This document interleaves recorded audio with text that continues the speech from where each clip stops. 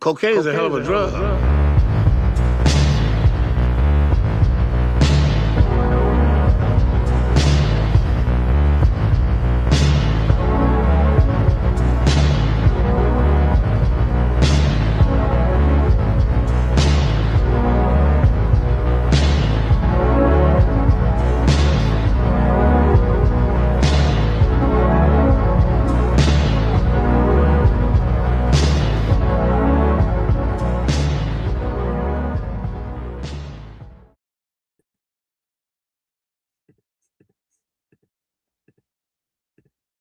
Yo, what's up? Happy Thursday, everyone.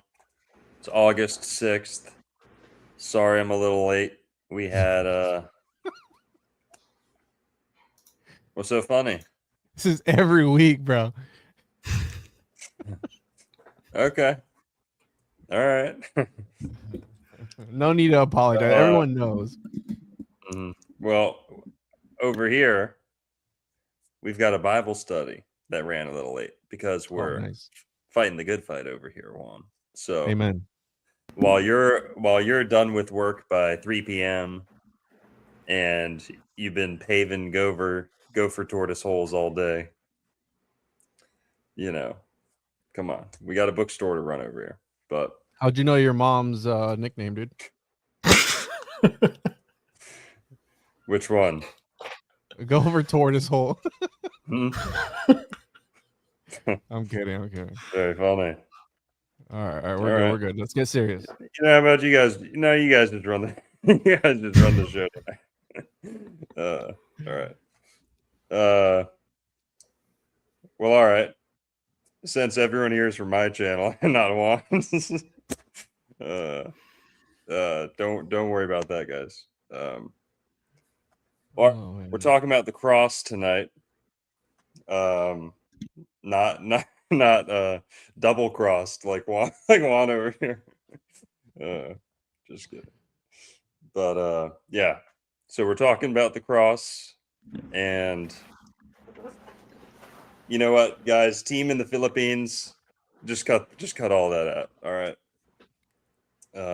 Juan, tell your team over in Malaysia to trim that out of your stuff. I'm sending the email right now. All right.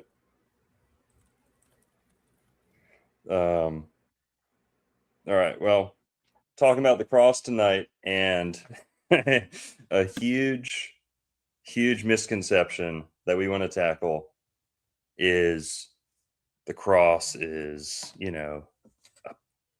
well, I mean, I guess you could even make the argument it is like a pagan symbol. We're going to kind of brush up against that tonight. But people say the cross is idolatry. People say it's not in the Bible, or it's, not Old Testament, right? It's kind of new. And what we're going to show here is the Bible. In the Bible, the cross was there all along. And we've got Merlin here today. So I've got the privilege of introducing Juan and Merlin for the first time. But Merlin and I have talked about the Zodiac, the cross a little bit. Juan and I talk about Florida.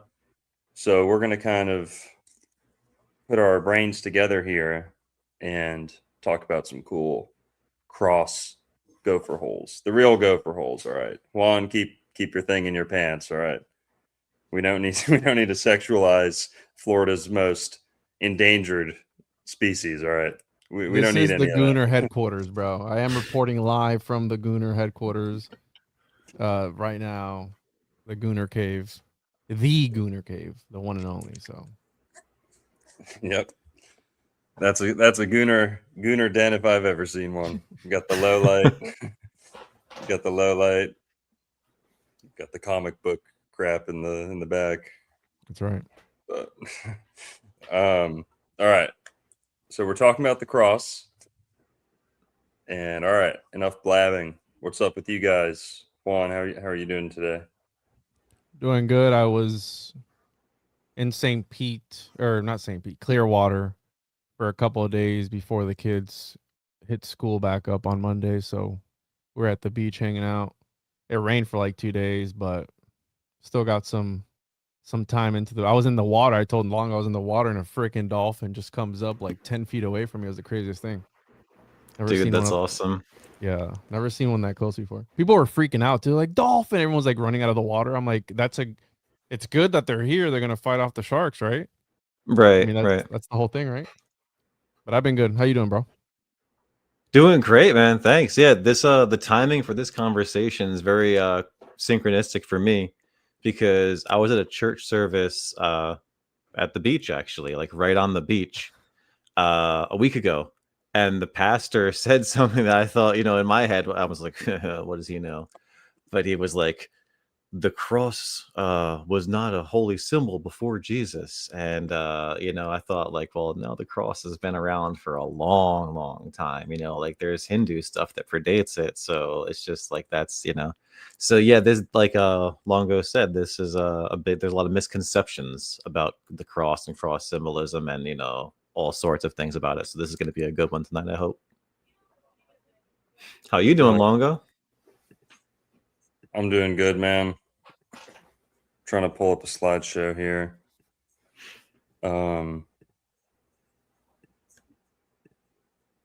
What denomination was that, Merlin? Baptist. Okay. Baptist, yeah. I'm somewhere, let's just say, in the Bible Belt, so a lot of Baptists. Yeah, and I was born and raised Pentecostal, so they get crazy. So it's like kind of the opposite, right? It's like real chill, and then Pentecostals are just jumping around. They're doing rituals with snakes and stuff. Some Yeah, denominations do the whole snake thing and get bit. You seen that dude. pastor? Was that in Florida? The pastor that died from being bit by a snake? I don't know. Really? Probably many instances of that.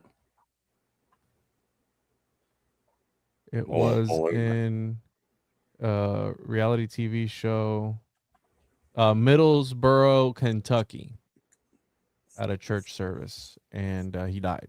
Definitely, that was a rattlesnake.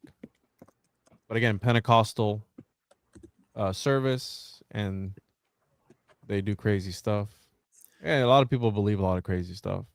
Church And services in the South are fun, man. Like, I was raised Catholic, and that's a very solemn service. And I moved down here, and all of a sudden there's like guitars in the church. The first time I saw a guitar in a church, I was like, what's going on? Like, that's so different to like the Catholic, like, no, versus down here, they're jamming out for Jesus. Like, straight up, it's a concert in there every weekend, Yeah.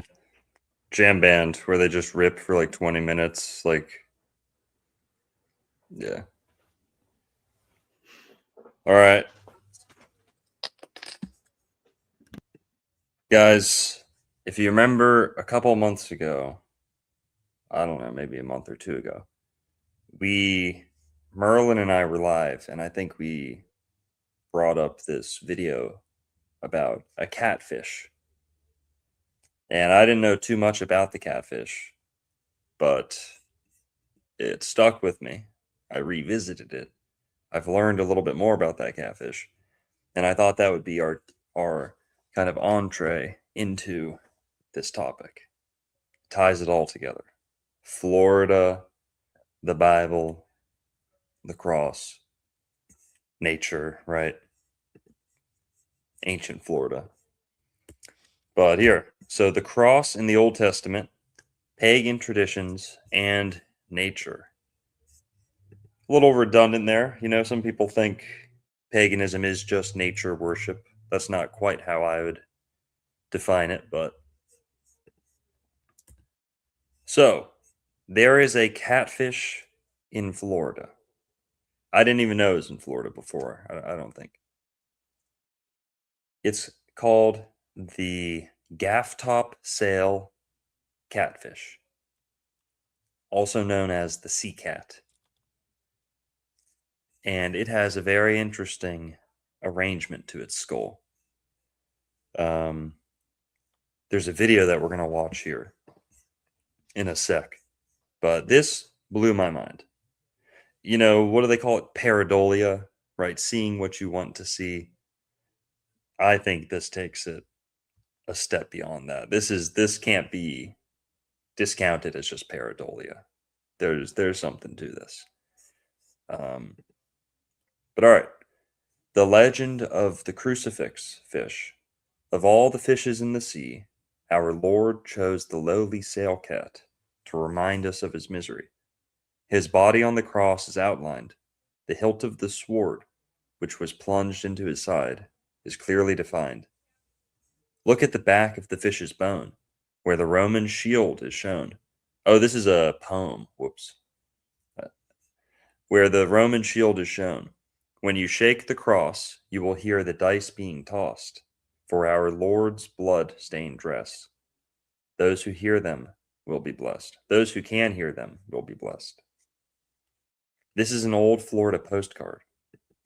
This is actually from the Florida State Archives. This isn't some like random schizo, oh, this looks like that. I don't know if the Florida State Archives sold these, but it's in the archives now, and there's a whole series of these postcards. The legend of the blank.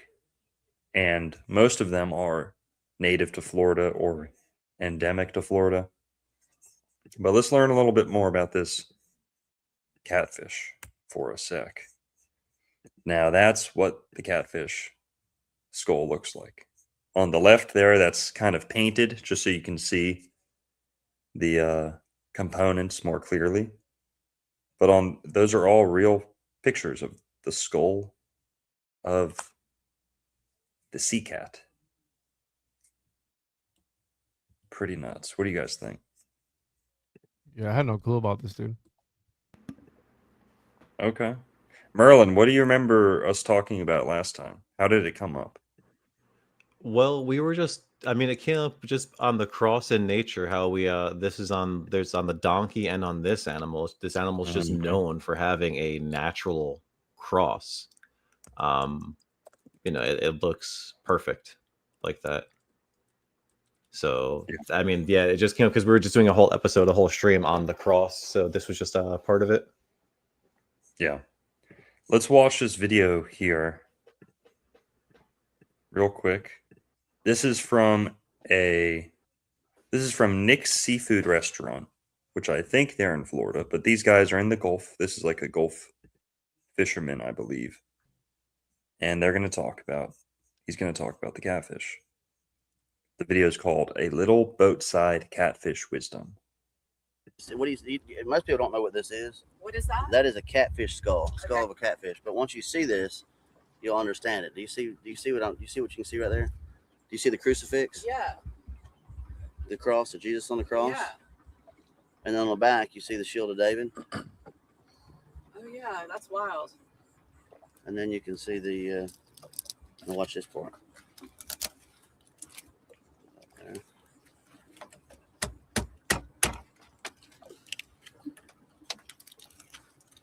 See.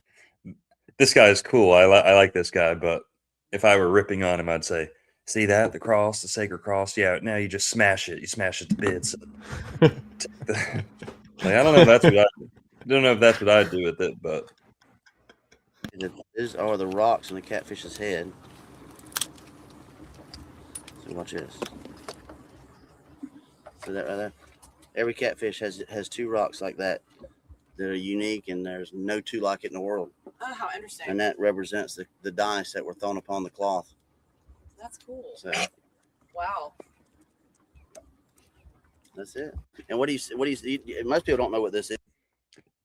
pretty interesting. So it's kind of like folklore, around the Florida Panhandle.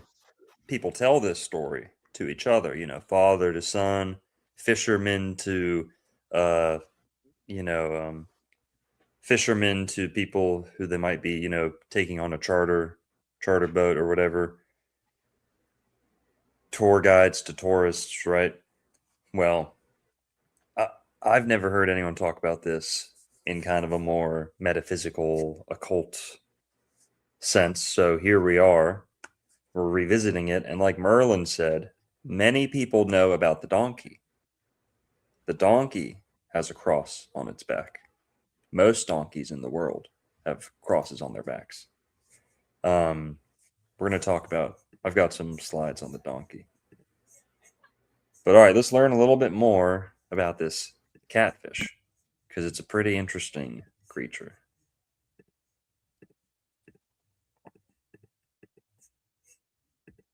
1 sec. That's the catfish everyone hates to catch too when you're out on the pier at Sebastian. Everyone Is it? always kills them. Yeah, everyone hates those things. And my friend got the back thing, the fin, right through his foot.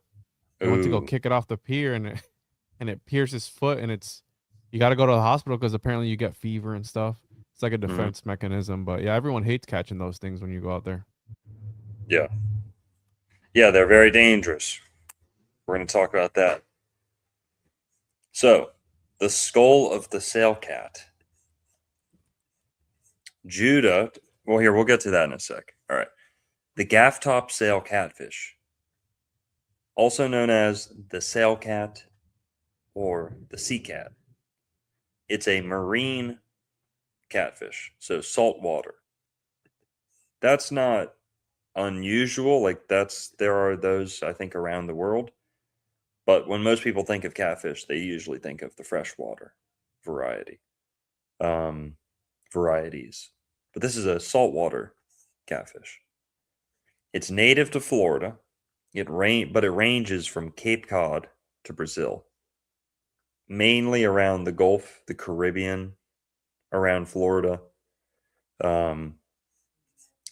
Most abundant along the Florida Panhandle, near the Gulf there. Now I like that, right? I'm a Floridophile. So I think that's sick. The Jesus catfish lives right next to the Garden of Eden. Come on. Doesn't get What a better than coincidence. Now, they're typically around 2 pounds, 17 inches long. Juan, don't even try it. All right, don't even try it. It's bigger I know than you're me. gonna. No.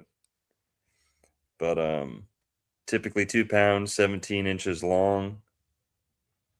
Can reach 10 pounds, 27 inches long. That's more of Juan's mom's size right there. That's that high end.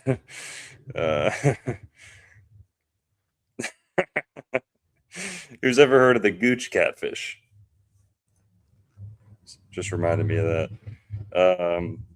But all right. So like Juan mentioned, the spines on this thing are venomous, super dangerous. It can paralyze parts of your body. It's almost like a lionfish spine, you know? And some of these like cave catfish are kind of smaller. I've seen different types of catfishes that also have these barbs, like very, very venomous barbs. So it's not just this one you got to be careful of, but this one too. Here's something really cool. We'll get to this last part. We'll save that last part for a sec. Longo, Yeah. do you think the fish have these defense mechanisms because they don't want to be eaten, maybe? That's Just a a good point. thought. Sorry, please continue. Yeah, and these bearded fish, I'll pile on some more symbolisms here. Bearded fish, I think, maybe are more sacred. They are closer to us, to God. They, in some way, they represent God, the beardedness. Gods and beards go hand in hand. Everyone knows that. Wisdom and beards kind of go hand in hand. Bearded fish. Koi, koi are, I don't think they're catfish. They're like carp, right? But Yeah. they have like some whiskers. I Am I think wrong? I think some do actually. Yeah, they have little. Yeah, they look like little Yes, gentlemen, if you they will. do, yeah. So yeah, that's something else that doesn't get brought up, but hey, there's a connection between beards and gods, whiskers. Now, with the skull and the shape, I kind of set out to say, well, what beyond just the shape, beyond just the similarity, the appearance, what links are there between this catfish and Jesus in reality? This is what I came up with. Maybe you guys got some more in the chat. Give us your sage contributions, chat. All right, so the skull of the sail cat right off the bat. if we wanted to stretch it, it's not really a stretch, but Judah, Jesus comes from the tribe of Judah. Jesus is the Lion of Judah. So Judah is symbolized by the lion, which is Leah. Jesus is the Lion of Judah. Lions are cats. Sorry. Jesus is also associated with fish heavily. No one's going to argue that. Christianity is symbolized by the fish as well. You see Christians with the fish on the back of their car. Mm-hmm. Some of us know the deeper secrets behind that symbol, the fish, the Vesica Pisces. Pisces, the last sign of the zodiac. Peace, all of these different words go back to Pisces. That shape is kind of a component of many other shapes, the flower of life, seed of life, all that stuff. But Jesus is symbolized by the fish. So, forgive me here, but cat and fish, hey, is there something to that? Lion, Florida also has lionfish. We don't really like those ones so much, but that might be a better name than catfish. But cat and fish, who knows? He does have that in common with Jesus. Something else that's pretty interesting. Catfishes are not kosher due to lack of scales. That could be like a dirtiness thing because they're kind of bottom feeders, but maybe God didn't want his chosen people eating this fish. And I don't know about the skulls of other similar catfish. I haven't heard or seen anything like that. But what do you guys think? Do you think of any others? Not immediately. I mean, you made the feline connection. All right. So yeah, there was one other huge connection. It's not exclusive to this catfish, but down at the bottom here, when I was researching this catfish, what does it have in common with Jesus? Well, they fast for over 40 days. I think it's up to like 55 days. Somewhere around there, maybe 60 days at most, somewhere in that ballpark. But well over 40 days they're capable of fasting. Not too much more than that. Close in the same ballpark. They can fast for over 40 days during oral incubation, which is when the male. You're used to that, aren't you? All right. I gave you a second there. I literally thought about dropping a Juan's mom joke right there, and I literally had mercy on you. You got to be quicker than that. And you hit me with that. Oh my god. So yeah, oral incubation. Whatever. All right, Juan beat me to it. So. Oral incubation is when the men catfish, hold the eggs in their mouth for whatever reason, and they don't eat during that time. So, there is maybe you could stretch that out into like a parallel with some gods who've eaten their children, or alligators, for example, also hold their young in their mouth for a time. Saturn is kind of like that. What do you guys think? Can we get schizo? I mean, you brought up Saturn, right? He eats his children.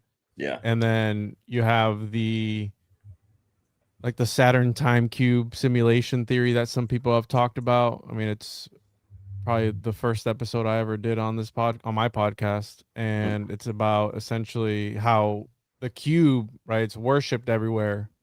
You have it in Mecca, and you have it in various places. The Tengu have it on their head, right? They inscribe things on it, and Saturn is it's got that hexagon on the top of it, and when you connect the lines in it, it forms a cube. Yeah. When you unfold the cube, it turns into a cross. Yeah. right? And it's supposed to represent materiality. And a lot of people link Saturn to the demiurge, and somehow, Yeah. have you ever listened? I know, right? Don't crucify me, no pun intended, but the sounds from the different planets, Yeah. and when you get to Saturn, it sounds like people screaming in agony, Yeah. almost demonic. So people speculate. Go ahead, Merlin. No, finish what you're saying. I'm sorry. I'll say it afterwards. People speculate that there is like a cymatic or something that's quite literally controlling our reality, and is forming the hexagon on the north pole of Saturn. Mhm. And that Saturn is the demiurge, essentially, that we're trapped in this false matrix. You have the tetragrammaton as well. The number 4 for the Pythagoreans also symbolized like materiality and all that stuff. The cube. So there's various interpretations, and I don't know how. When we're done with the catfish, I want to bring some stuff up that I've talked about before that kind of relates to all this. But go ahead, Merlin. Longo, would you mind throwing my screen up for just a second, please? Just because it's got Total. what Juan was just talking about. But dude, what blew my mind, Juan, was when you said something like the Saturn and the eating of the children. But there's this quote in the Bible, or this verse rather in the Bible. It's a motif rather, because it's reoccurring over and over, especially in the book of Matthew. You hear it a bit in different books, but it's essentially, it goes like, "There shall be weeping and gnashing of teeth." Mm-hmm. And it talks about, people who, it says, "The children of the kingdom shall be cast out into outer darkness, and there shall be weeping and gnashing of teeth." And that always made me think of Saturn, like people leaving, God in the center and then going out toward the outer darkness of whatever is out there, because, the essential, geocentric worldview from back in the day was like, essentially, if Earth's everything, right? Like, what's outside of Earth? Like infinite dark water, infinite cold dark water. That was also like Leviathan too. So whenever I heard that verse in the Bible, as I read through like the whole New Testament a couple years ago, and that really stuck with me. That whole the children of the kingdom shall be cast out into outer darkness. There shall be weeping and gnashing of teeth. That just sounded so Saturnian to me. So sorry, Yeah. I'll let it there. And it's very Gnostic. Like, you talk about what's outside of our reality, what's outside of what we can see. Well, the Gnostics believe that every single planetary sphere was a demon, essentially, right? Like a sort of demonic ruler. And they believe that every orbit was a different dimension. And in order for you to transcend to the upper pleroma, they believe you had to learn every single demon's name. And there's 7 different ones, right? The 7 different sins, the 7 different days of the week, the 7 different chakras. And in whichever one you'd fail, you'd be sent right back down into this reality and reincarnated. So you had to go through every single, like your soul had to go through every single different orbit, different dimension, learn the name of that demon to control it. But if you fell to any of the sins, whichever sin it was, you were sent right back into our reality and reincarnated.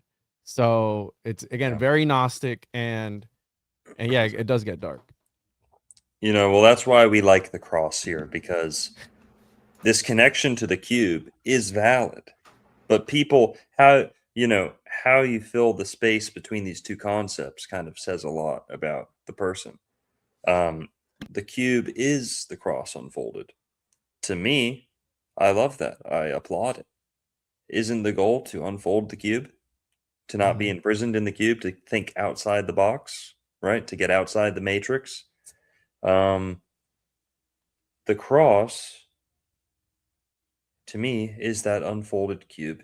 The cross is the technology that we need to unfold the cube, So yeah, I like this. People point it out, they say, "Oh, it's just another one of the Abrahamic death cults. It's just another one of the cube packaged in another way." I don't see it like that. People need to kind of bring a little bit more to the table than that.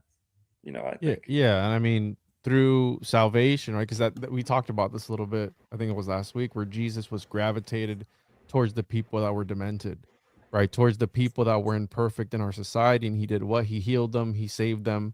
So I think the whole story, I mean, Jesus itself, like the whole thing is to break out, in my opinion, right? To be saved, not to achieve some sort of note, and like not that sort of Gnostic way, because they did believe that. They believed that they could achieve Godheadhood or whatever you want to call it by themselves. They didn't need the church, but we need the church because it's what God's bride, right? It's the bride of Jesus. We need that. They go hand in hand.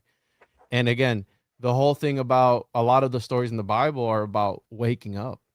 Again, back to the whole Matrix, Neo, he wakes up and he starts to realize, this is all like Merlin, when you and I were talking about, like when you start to connect all the dots and go, wait a minute, this is all bullshit. It's all fake and gay. And then you have Morpheus, like, are you going to go back in, take this pill, or are you going to break out with me and take this other pill? But to take the other way, it's going to be hard. It's not going to be easy. And I think that's the way of like being a Christian. Just because you're a Christian doesn't mean you're going to have a good life. No, it's not going to be an easy life. It's still going to be a hard life, but at least you have God backing you up. Right. So again. Yeah. Now, here, guys, like we already said, a lot of people have heard of the donkey, and the donkey comes straight out of the New Testament. Jesus rode in to Jerusalem on a donkey. And ever since, now, bear with me here. This is like the explanation. Ever since, the cross has been emblazoned, like tattooed into donkeys ever since. That thing right there, that shape, it goes down to the skin, and it is extremely, extremely difficult to breed out of donkeys. So the vast, vast majority of donkeys in the world have this cross. Go check for yourselves. These are 3 different donkeys. I have donkeys and I never seen that, dude. Well, maybe you didn't notice it. No, yeah, I haven't, like, I wasn't looking, but now when we go back to feed them, I'm gonna check for the crosses. Yeah, take a picture. And- Make sure they're not chupacabras in disguise. No I cross. can't make any promises, bro. It's like a human. It's like a human with no belly button. Oh man, maybe I do have fake donkeys. Maybe they are chupacabras. Here, 5-leaf clover. Juan gifted 5 one-on-one memberships. Shout out, appreciate you, bro. Michael Flight with 199. Appreciate that. Florida Panzer Chud. Oh my god. Nice.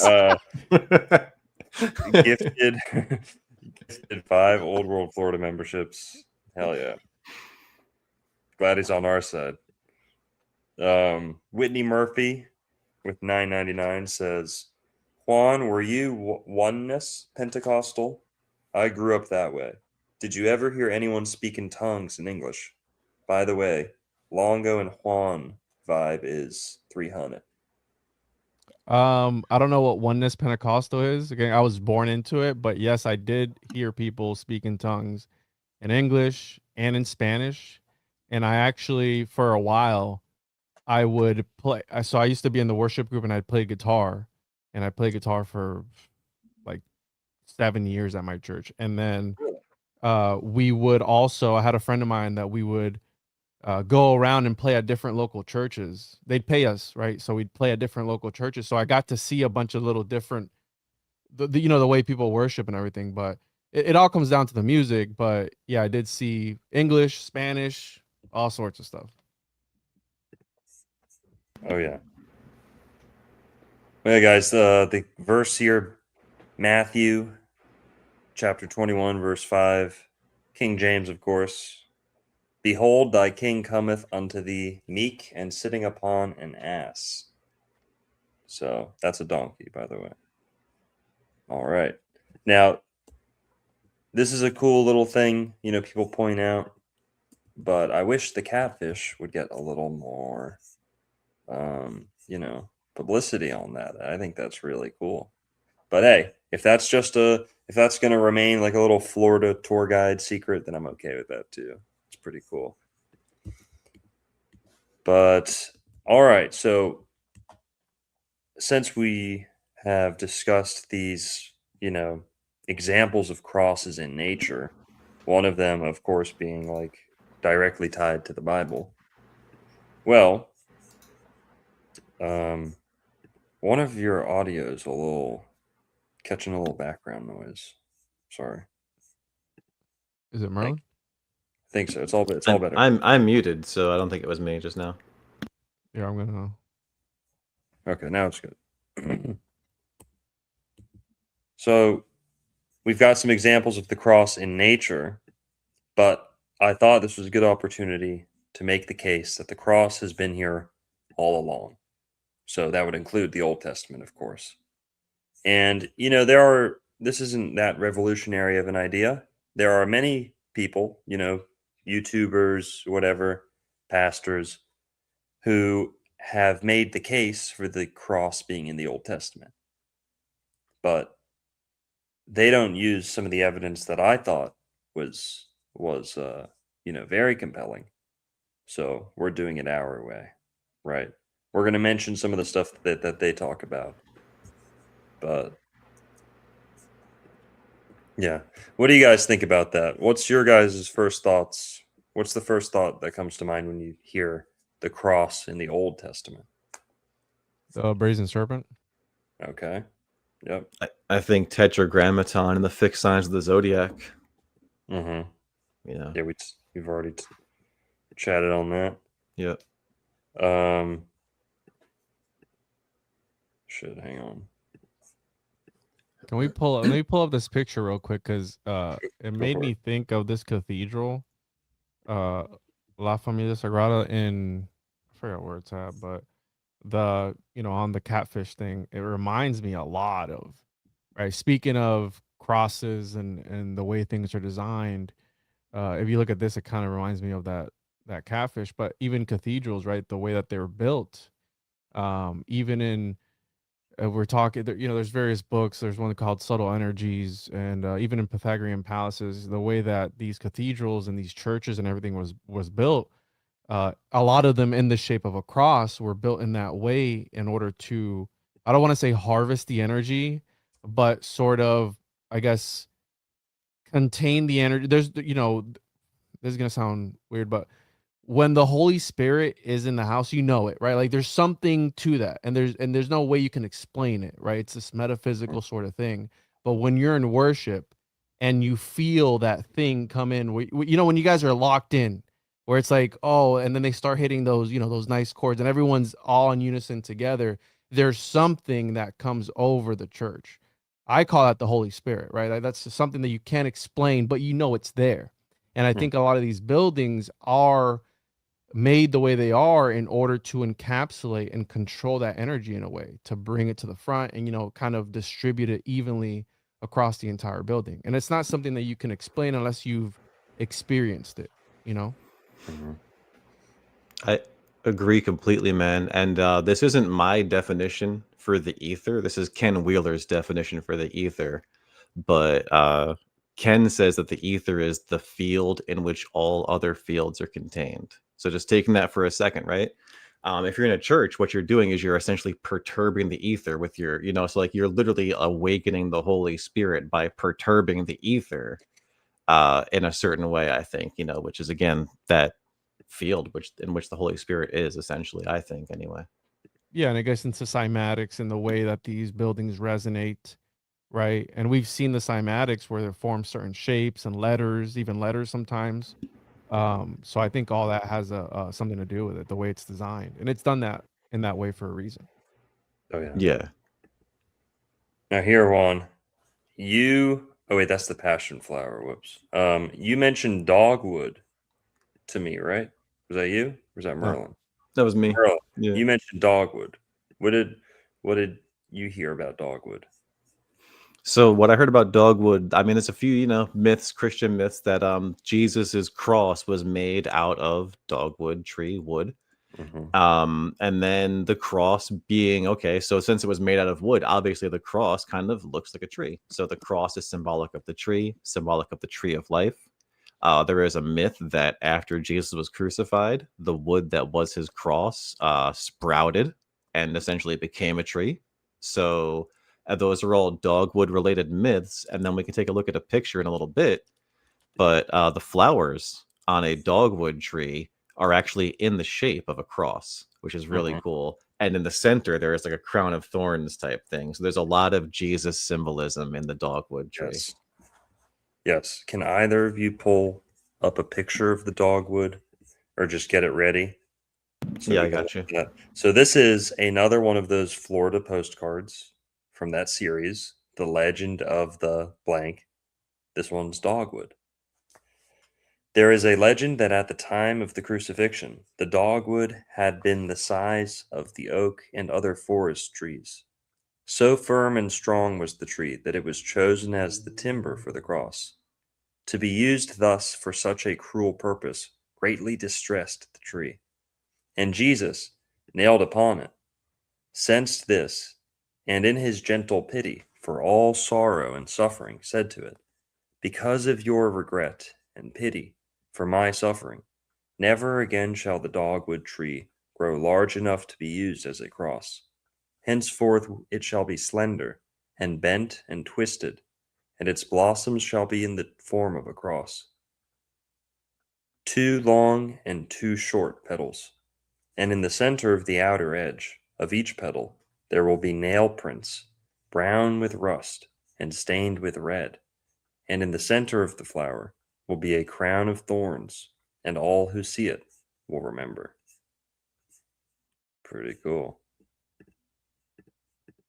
What type of dogwood was it? Because was Jesus crucified in Oklahoma? Because dogwood trees grow across eastern North America. No, no, Uh, no. Native to Florida, Juan. Native No, to Florida. I know. That's what I'm saying. Mm-hmm. Hey, So who knows?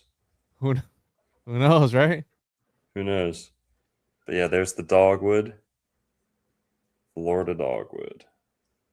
Grows elsewhere too, but Yeah, yeah. lots in Florida.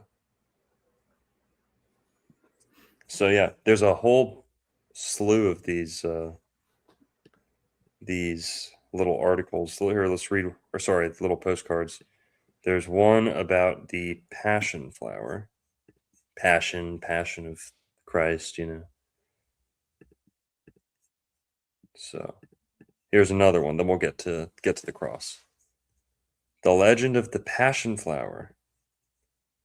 The 10 petals of the flower represent the 10 apostles who were present at the crucifixion. The Holy Trinity is portrayed by the 3 secondary calyx, leaf bracts. The 72 purple filaments symbolize the crown of thorns worn by Jesus, and the 3 stigmas represent Christ and the 2 thieves on the cross. Look at that. Pretty cool. Florida's a pretty cool place. All right. These grow in Florida too. We have what's it called? We have apples that kill you if you eat them. Dang. Those two. That doesn't sound very Garden of Eden, Longo. Apples that kill you. That's why they said don't eat Yes, from it that does. tree. Yes, it Mhm. does. Okay, fair. God was like, eat all these apples except for that one right there. That one will give you cancer. Mhm. Someone just super chatted and said dogwood is used as a pain reliever. Whoa. Mhm. Interesting. You know, again, Jesus, what does he do? You know, relieve you of your pain. So there's Yeah. a little connection there. There's another one. Dogwood or Godwood? Dude. Dog God. Yeah. Very nice. Here's another one about sand dollars. There's another one about the myrtle tree. Bunch of stuff. But yeah, sand dollar. We're not going to read this whole one. But So these are little stories of stuff in Florida that they link to like yeah, God and stuff. right up my alley, dude. And they didn't do one for the gopher wood, of course. But Right. what? That would be crazy if the cross is made out of gopher wood. No. Yo, someone just super chatted and said pull up the scientific name for dogwood. And it's cornus Mm-hmm. or crownus. Coronus. So it's the crown. Uh-oh. Mm. Kronos. Oh. Illuminati confirmed. We got him, boys. So guys, the cross.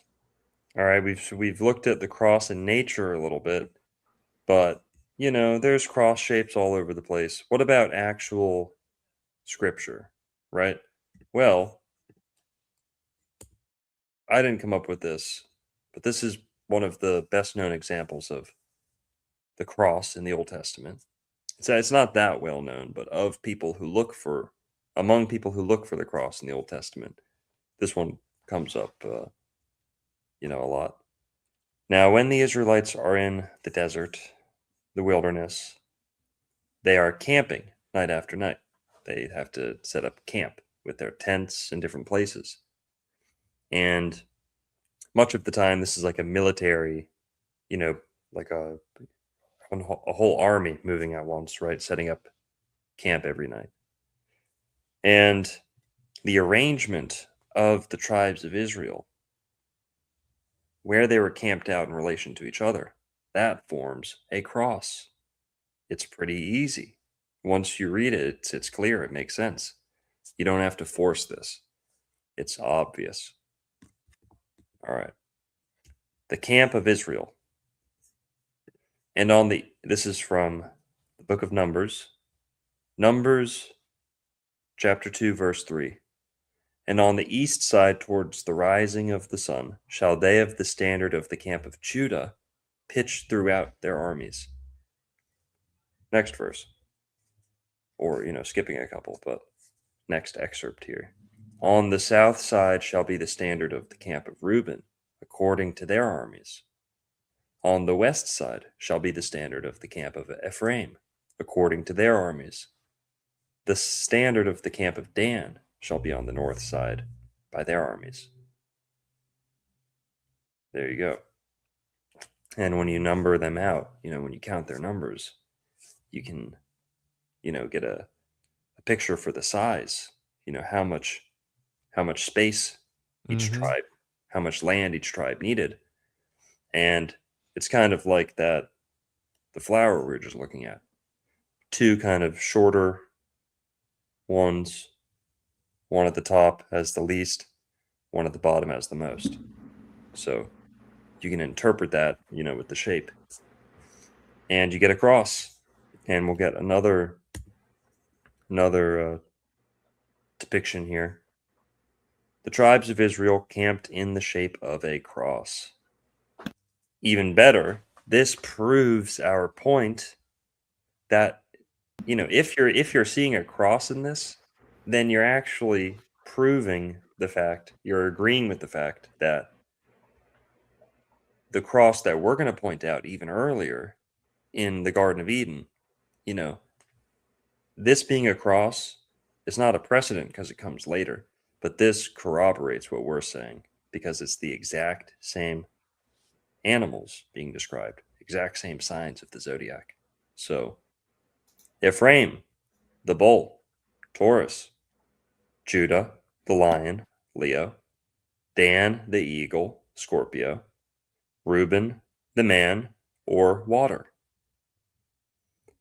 Now, in that case, that kind of,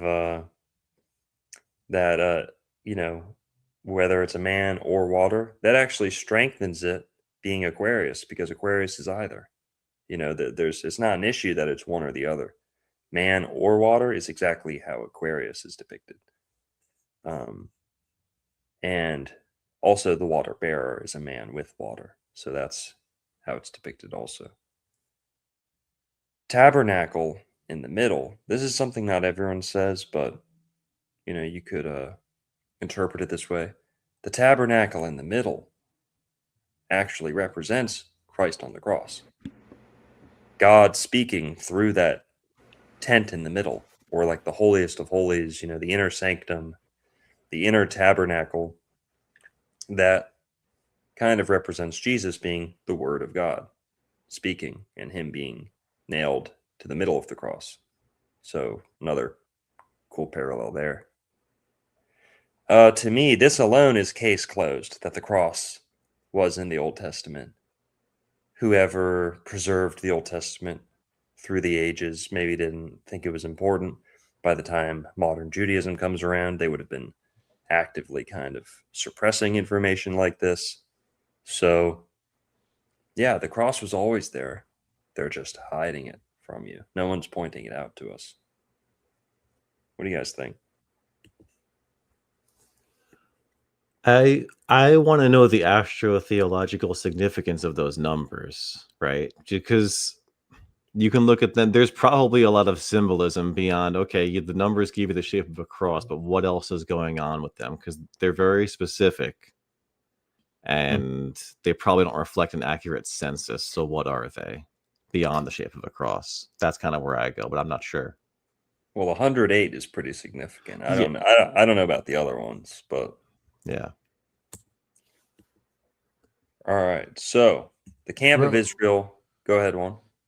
So what you're saying, it's being occulted, because I mean, we're just reading letters on a page. We're not getting the visual representation of that. So now when you're breaking it down like this, yeah, it makes total sense. You can visualize it. Meanwhile, people are just reading it. And let's be real, when you're reading all the genealogy and all the names of all the tribes, we skip all that bullshit, right? I skip all that bullshit when it comes to all these different names, the son of such and such, and these people here. I skip all that. I just go boom. So it's right under our noses and we don't even see it. And if you go back one to the one that shows the tabernacle in the center, it's interesting because the stone at Mecca, I don't know if you know what a Beitel is, or they, the tabernacle was what, like this I don't know if I'd call it the house of God, but I guess an instrument to communicate with Is that a bagel? Is it Beitel? Is that where you use a bagel as bait? No, no. I said that's biblical too. That's Old Testament. what, bagels? Yeah. I'm sure they are. Weren't they invented by the Tengu? The rings of Saturn. Yeah. So a Beidel, not a bagel, maybe, is house of God. And this goes back, not to throw it off track too much, but the black stone at Mecca, where they believed it's quite literally the house of God. And again, it's a cube. So it's interesting that the one before this, it's got if you fold the cube out, it forms the cross, and at the center is the tabernacle, which is what's used to communicate with this Mhm. Godhead, Yahweh. Some people thought he was a demon. Some people thought whatever, this one thing. And yeah, at Mecca, they think it's right. Goes back to the time of Adam and Eve and all this stuff. The black stone that's there that they all kiss, and apparently Mhm. they've smeared shit on it before too, which is funny. Oof. Yeah. Well, just real quick one. Did I hear you correctly that you just gloss over entire pages of the Bible? I'm gonna keep it real when it comes to all the genealogies and stuff. Yeah. Yeah, I skip that, bro. I'm gonna Okay. I'm gonna keep it 100. So the guy who skips over literal Bible verses, we're trusting to check if gopher tortoises are getting the housing they need when he's developing over their Listen, habitat. so damn it, Narco. The county comes out and they check, bro. They have people who check before. I can't get away with it. If I get away with it, I go to jail. Okay. So sorry. The there's genealogies procedures to this. aren't spicy enough for you, Juan. Sorry, they aren't interesting enough. Oh man, you're I- making me look bad. I read them all. I read Yeah. them all. No, I have before, but whatever. I who know, cares? I'm just, Isn't it like Matthew chapter 1 verse 1? It's just like a whole bunch of genealogy for that's Skip. like the whole Hey, it's how like about that? skipping the credits in the You know- video game. you know what Tamaj would say? You know what Tamaj would say? The previous owner of this bookstore. He would say, even if you're reading something that But is do it in his accent. No, I'm good. How about we do it in your accent, Juan? Do it. Hey, comprende. Hey, Holmes. I don't know. That's Mexican. All right. All right, my bad. So Tamaj would say, even if something's like too boring, too dry, it goes over your head, ingest it anyway, because it'll be mapped out in your brain for the future, you know? And things that may seem trivial like that, I don't think they're trivial, genealogies and stuff. That much of that this is the Bible we're talking about after all. I mean, it's like, forget the Da Vinci Code, that stuff's fiction, but there's a whole network of, intelligence. Like, there's a whole like brain inside the Bible. There's like a whole universe, right? There's Mm-hmm. all this encoded information, numbers, cross references, all this stuff. And much of those genealogies, all the words in the Bible are like nectar to our, to our nervous system. It calms us. Even if you don't know what a word means in Hebrew, it's been, it's been ironed out, tempered through the ages to a point where it's like, it resonates with our DNA. So even all these old names, we don't even know what it means. Many of those may be angelic in origin. Many of Mhm. those, may be encoded with something else. And hey, do I need my vitamins to taste good? No, I'm just gonna smack them down and get the nutrients in there. Something like that. So I would recommend pushing through even the driest parts of the Bible. The real gravy with that genealogy too is that at the beginning of the New Testament, right, it lists out the genealogy and it does 14 names 3 times. 14 names, 14 names, 14 names. So with that genealogy, there is an immediate reference to pi 314 just right off the rip at the beginning of the Bible is a mathematical reference to pi. Yeah. Well, it makes me think, right? Because long ago, that this one right here, you're talking about the zodiac and stuff like that, and we're talking about the numerological aspect of the Bible, which absolutely, I think if you were to take the Hebrew gematria or the Greek, I think everything would kind of, there's certain words said a certain amount of times, et cetera, et cetera. It's a code, right? They need to sort of crack. But when you start looking at it this way, at least in my experience, I've been called, I went on a Christian podcast one time and they called me a Gnostic for Mhm. talking about the Bible, perhaps having a hidden meaning of some sort. It's like, you don't think that they would encode it in some sort of way to send a deeper message? How you're saying that maybe the Mhm. soul itself is the one that is supposed to pick up on it, right? Let's get all woo woo and stuff. Like maybe it's deeper. Maybe you're supposed to just read it now and maybe 3 weeks from now it's gonna make sense to you. I've had that happen where you're reading something and you go, wait a minute, like, oh, now it all makes sense, right? Now you're connecting all the dots. And I'd be interested to see what the zodiac has as far as like in the Bible. We have the 12 disciples and everything, like, all that stuff. Like, how does it connect to the bigger picture? Is the Bible an astrological, I know there's various ways to interpret things. There's the physical, right? We have the actual historical story of all the things that happen. And then there's a metaphysical aspect of it where some people take things as allegory or stories or representation of other things. So where does it all converge together where it's part history and part metaphysical? You get what I'm saying? Mhm. Totally. Um, Serpent on the pole we brought up. This is another one people throw out there a lot, as like a proto cross, a proto Christian event, right?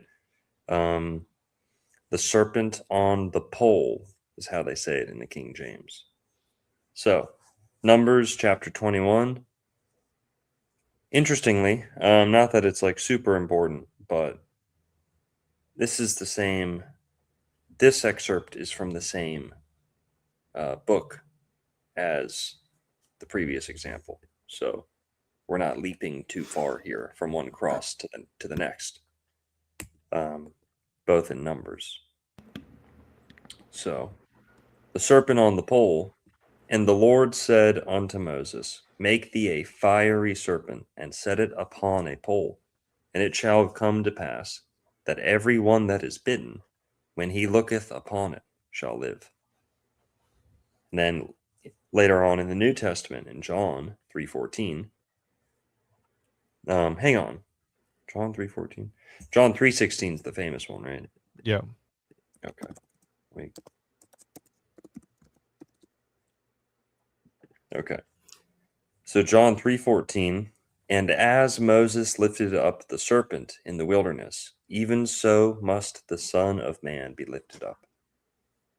Pretty interesting. So this pole, since, I don't know, medieval times, has, I don't want to say traditionally been depicted, but often, frequently depicted as a cross. Mostly a Tau cross. So it doesn't have that top part for the head. But some people say that's actually, some people, I'm not taking a position here, but some people say that the cross Jesus was on was probably more like that, like a Tau cross. That's what some people say. So, and you do kind of have to ask yourself, how would a serpent stay up on a straight pole, right? It's not a stripper, right? How would a serpent stay up on a straight pole unless it's like pinned on it or something? With a T shape, it makes perfect sense. You know, it can drape itself across. The serpent on the pole definitely astrotheologically is the sun orbiting Earth and then being tethered to Polaris, the pole star. And like those verses you have there are perfect, right? Because if it says, make thee a fiery serpent, yeah, the sun, the big ball of fire in the sky, not really, even whatever it is, not a ball of fire in a It's vacuum, okay. It's certainly. okay. But like, that sun, that fiery serpent, it's a fire in the sky and it goes in a serpentine pattern as it Yep. goes back and forth from Cancer to Capricorn, serpentining around, tethered to the pole. Oh, And yeah. then, so the sun's the serpent. And then that second verse you have there just reinforces it because it says right there, as Moses lifted the serpent, the sun must be lifted. Serpent sun connection, concrete in both of those. Yep. Yeah, Merlin, 100%. We're going to link this to astronomy. We're going to link this even more firmly to astronomy in a sec here. Also, Florida. And I know Juan's going to like it. But also, serpent on the pole. There's an obvious parallel here with the rod of Asclepius and or the caduceus. So, rod of Asclepius is like, some people say it's a mushroom. Sometimes it's like a cup or a grail. But yeah, I think that's the one with the one snake, and then the caduceus has two snakes and wings. So the rod of Asclepius is for medicine. The caduceus is supposed to be for commerce. Today, the symbol of commerce, the caduceus, has replaced the rod of Asclepius for medicine, right? So what are the implications of that? How can we interpret that? Well, profit, money, making money, greed has replaced medicine. You know what I mean? Commerce has taken it's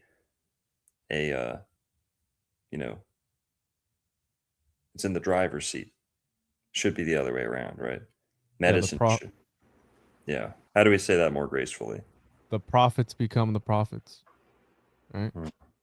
I mean, I've been Yeah, told that before. Well, yeah, and another thing about profits, commerce, a word I like to trip out on is traders. Traders. Oh. The Bach Saga explains that as there used to be caste, like a caste system, and the issue with the caste system, the reason it kind of went away, is that the merchant class usurped the religious class and basically replaced them and pushed them down a level. Now the merchant class is on top. And in recent times, they've even put themselves above the royalty. That's an issue too. You know, the royalty is a good thing, can be a very good thing. Put it in the proper place, But so that's a Bach Saga theory about the castes and how traitor, and traits like genetic traits, how that all those words, why do they sound alike? But all right, so the serpent on the pole definitely could make a good argument that this is proto-Christian. This is, you know, a reflection of Jesus, a premonition, whatever. And Jesus, talks about serpents. Well, Juan, I thought it was pretty interesting. Many sundials use serpent imagery. And Merlin hit the nail on the head. The only thing I'd add to that is the word ecliptic. The serpent is a representation of the ecliptic as well. It is the wave form The Ouroboros too. of the seasons. Yeah, so there is a serpent in the sky. There's a couple serpents in the sky, dragons in the sky. But this one, from our lens down here, sundials can be associated with serpents. And one of my favorite, I don't know if that's a sundial, if there's a better word for that when it's on the side of a building, but this is Bok Tower. Juan and I love talking about Bok Tower. We've been to Bok Tower, did some shows on Bok Tower. And for those who don't know what Bok Tower is, it's kind of like the Florida version of the Georgia Guidestones a little bit. It's like the Florida Guidestones. You think he was evil, bro? I mean, I don't know. No, not evil. Well, hey, are the Georgia Guidestones evil? It's They hard were to dark, It's hard to say. Yeah, that's a good point. very But Saturnian.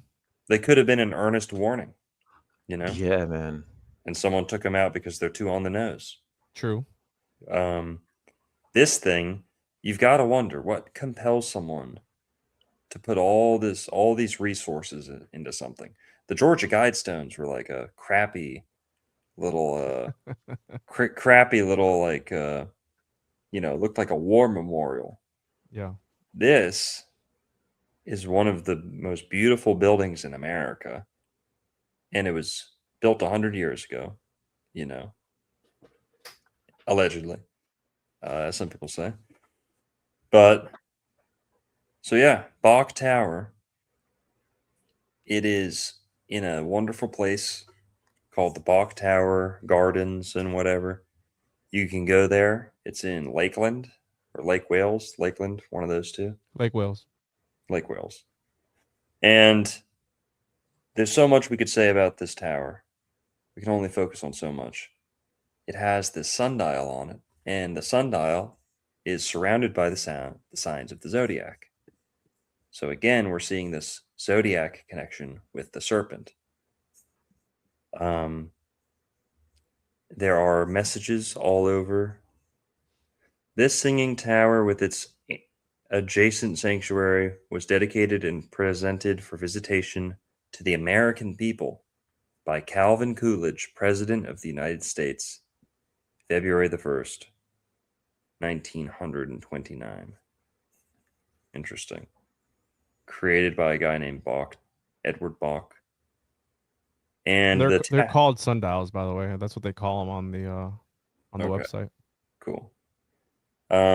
This tower is decked out with artwork, chiseled or carved into the pink granite and limestone. And it's mainly scenes from the Garden of Eden. So on the door, there is a verse by verse, or I forget, chapter by chapter, but it's basically like a scene by scene breakdown of the Garden of Eden story on the golden door, brass, bronze, but it looks pretty golden door at the front of this Bok Tower that no one's allowed in unless you take the tour or whatever. It's kind of hard to get in there.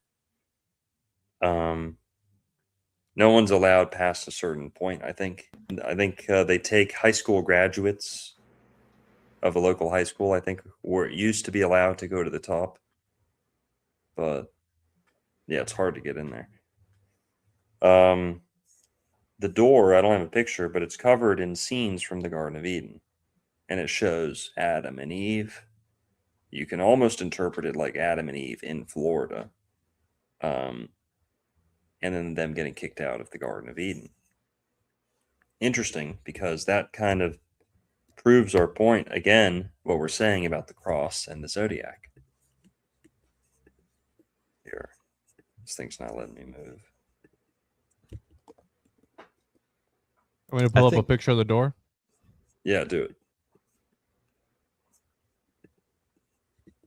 There we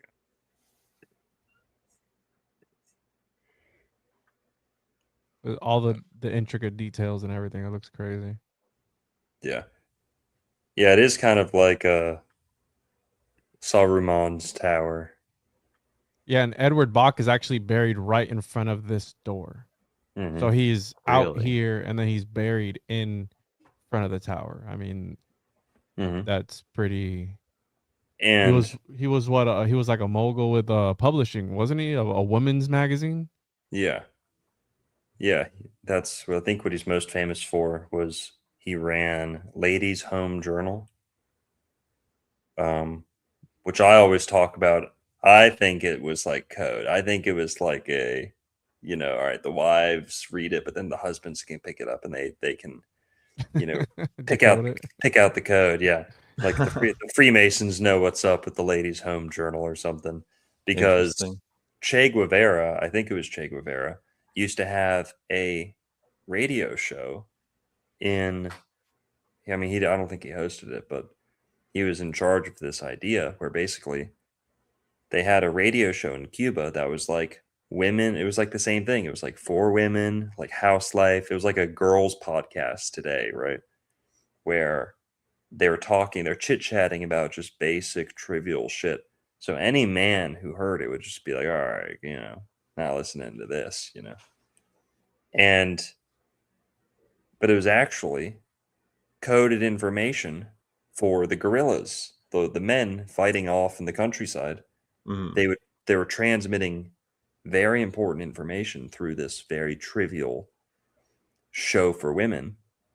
And because it was a show for women and it seemed so, trivial, not important, no one paid attention to it. The regime wasn't paying attention to it.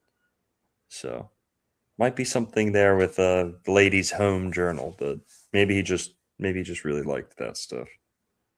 He was the one, I think he coined the term living room. He was like the guy who made up the word living room. So this guy's had like a bunch of influence on Yeah. people. He was a very influential guy. And also it kind of makes me think of Ed Leedskalnin. Mm-hmm. Got his books right over here. He wrote a book called Magnetic Current, which was kind of on the nose. It's about magnetism, obviously. Then he wrote another book, which was called A Book in Every Home, which is not about magnetism at all. It's like social etiquette. It's like advice for young women. It's like the same type of thing. And people know that's a code. They say that's definitely a code. He's writing about dumb shit. There's some good stuff in there. Like he says women shouldn't smile with their gums. Facts. Okay. We all see those Taylor Swift fans with like the have you ever seen those memes where it's like all girls with the really big like gums that stick out when they smile? They like all like Taylor Swift and are totally white bread. Nope. Looking like Charlie Kirk out here. Yo, did I tell you I bought the two little booklets, the ones that you're talking about? And there's this book called How to Read His Writings, the unauthorized guide to decoding Edward Leedskalnin's work. And you're supposed to, I haven't done it because you have to cut up the books to overlay them on top of each other. And supposedly you get a code, like he encoded the work. But I have to destroy the book that I bought, right? The little pamphlets that I bought. And I don't want to do that, but yeah, there's a way apparently where you can find the code that he was trying to portray, in the Sweet 16. It's a little creepy. I mean, when you really think about it. Yeah, he was kind of weird. He was the OG gooner, bro. It was like gooning and moving stones. That's what he was doing all the time. Hey man, if we want to be real, if we really want to get on his case, that little guy was like Coral Castle, it's kind of like Epstein Castle, if you ask Yeah, me. bro. A little I'd- bit. Not really. I'd be. I don't want to spread slander, but I'd want to see the connection of like missing people during the time that he was there that Mm. maybe went missing because of old homeboy over here, right? Maybe he was one of the greatest serial killers of all time, and we don't even know it. You want to read this meme, Juan? Are you excited for Taylor's wedding? Isn't that so true? Isn't that so accurate? Yeah, I mean, I don't really keep up with much of Taylor. I know they're crazy, that's for sure. I've seen the videos of them going after people for talking bad about their deity Taylor Swift, which is kind of creepy because it's almost like a cult. Here, wait, one sec. All right. This meme is always like served alongside this one. Give me one sec. Tell me how true this one is too. Forgive me, people who just tuned in to hear about the cross.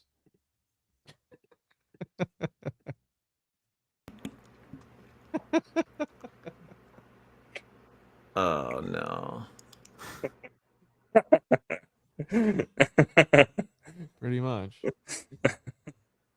It captures an essence that is so like true. All right.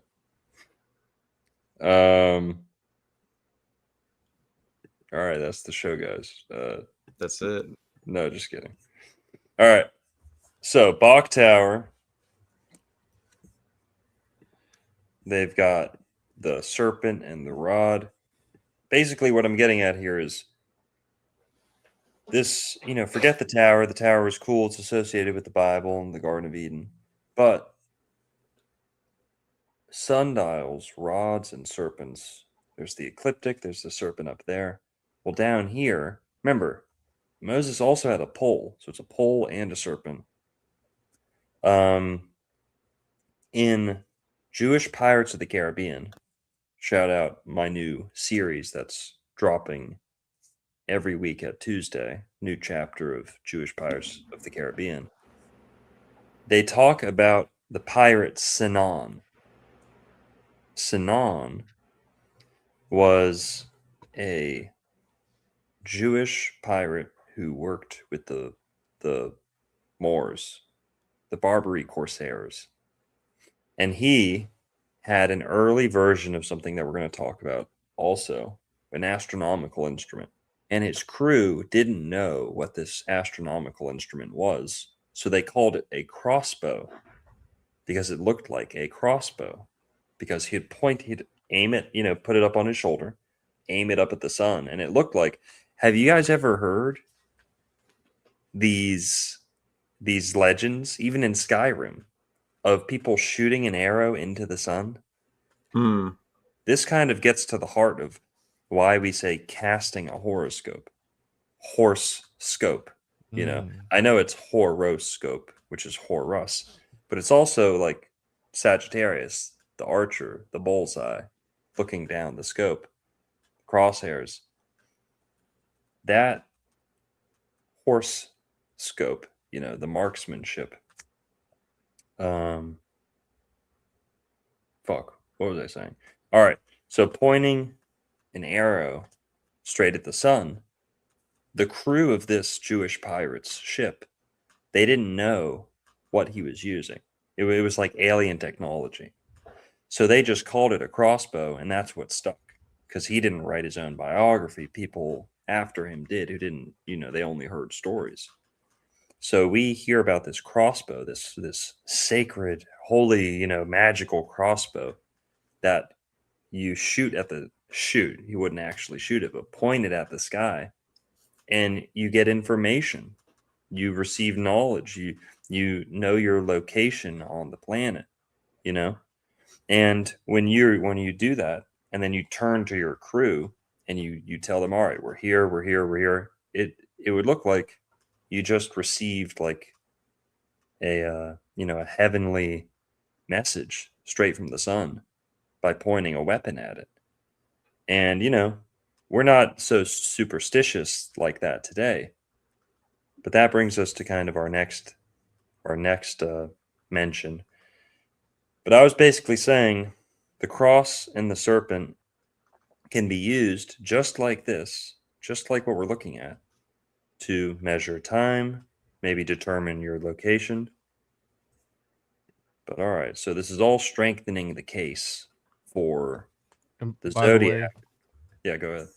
Edward Leedskalnin had one of those that he made himself at the Coral Castle, and he also had that cross where you look through the hole and you see Right. the moon on the four quadrants. And you know, that one's super fancy right there on the one at Bok Tower, but the one that he had made was a little bit more. I mean, it's still pretty cool, but the one he made was like on in a bowl, and you can see it and follow it, and it worked. Yeah. Yeah. Well, here, let's move. We'll skip over to that one. Since I brought it up. This is the crossbow that we were hearing about. Okay. And also crossbow is called a crossbow because it looks like a cross, most of the versions. So who's ever heard of a cross staff or a Jacob's staff? Not many people, right? Nope. Not many people. This is a cross staff. A cross staff is it's like a predecessor to the sextant. Maybe I think the sextant may have been as old or whatever, but this was popular before the sextant became more popular. And the sextant has that more of a curved kind of shape to it. This one was shaped like a cross. It's pretty simple. And using a cross shape like this was all you needed, was all a captain or a navigator needed to determine, you know, roughly speaking, I think their latitude, you know, their distance from their last, you know, recording, their last measurement, stuff like that. And these are especially useful on a boat when you don't have any, you know, references on the horizon or landmarks or whatever. But you can use them on the land too, of course. You know, if you need that, you can use it on land. And what I'm getting at here is it possible that the Israelites were using stuff like this? And just like only 500 years ago, we have a thing just like this, a cross being confused with a crossbow, and the magical act of shooting a crossbow at the sun, you know, misinterpreted, turned into a superstition.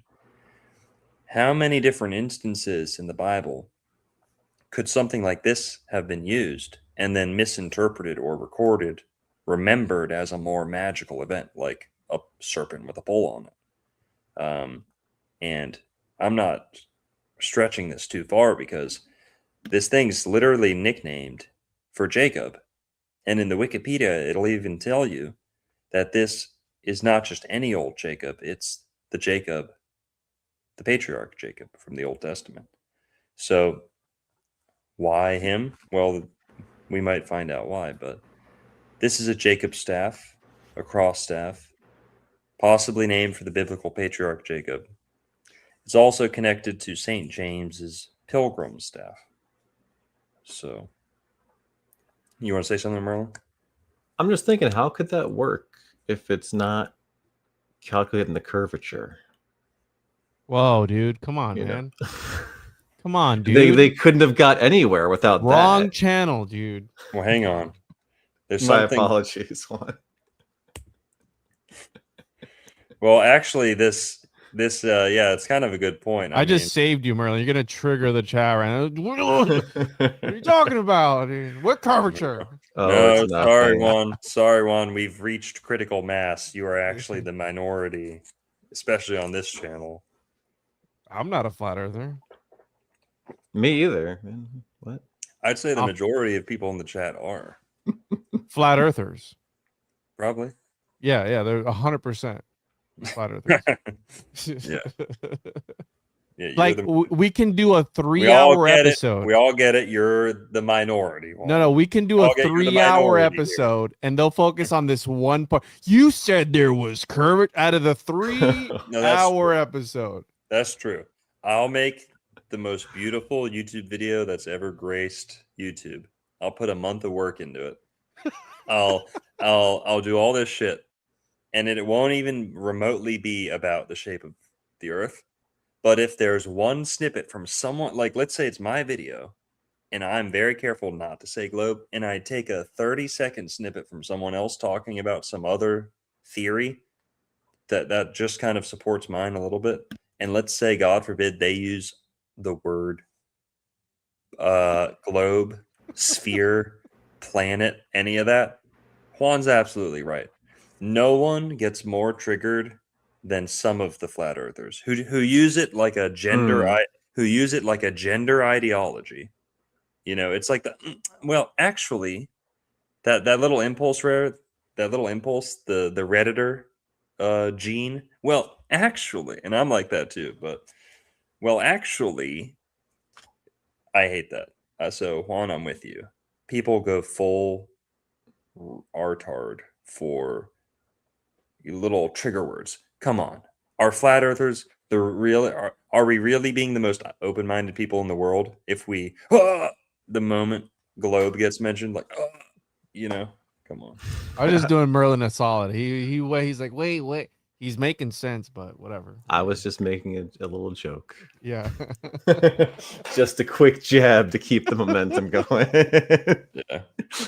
Well, Juan's right. I mean, there's that super toxic type of flat earther that's just the most annoying comment on YouTube.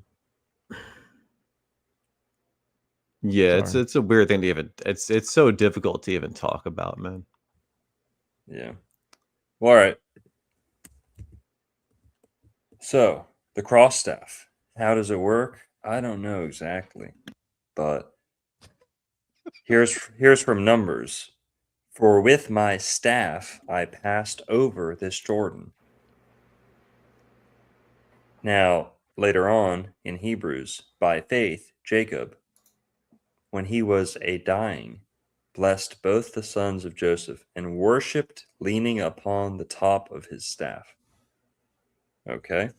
And then on the right there, being depicted wrestling with an angel as his staff in between his feet.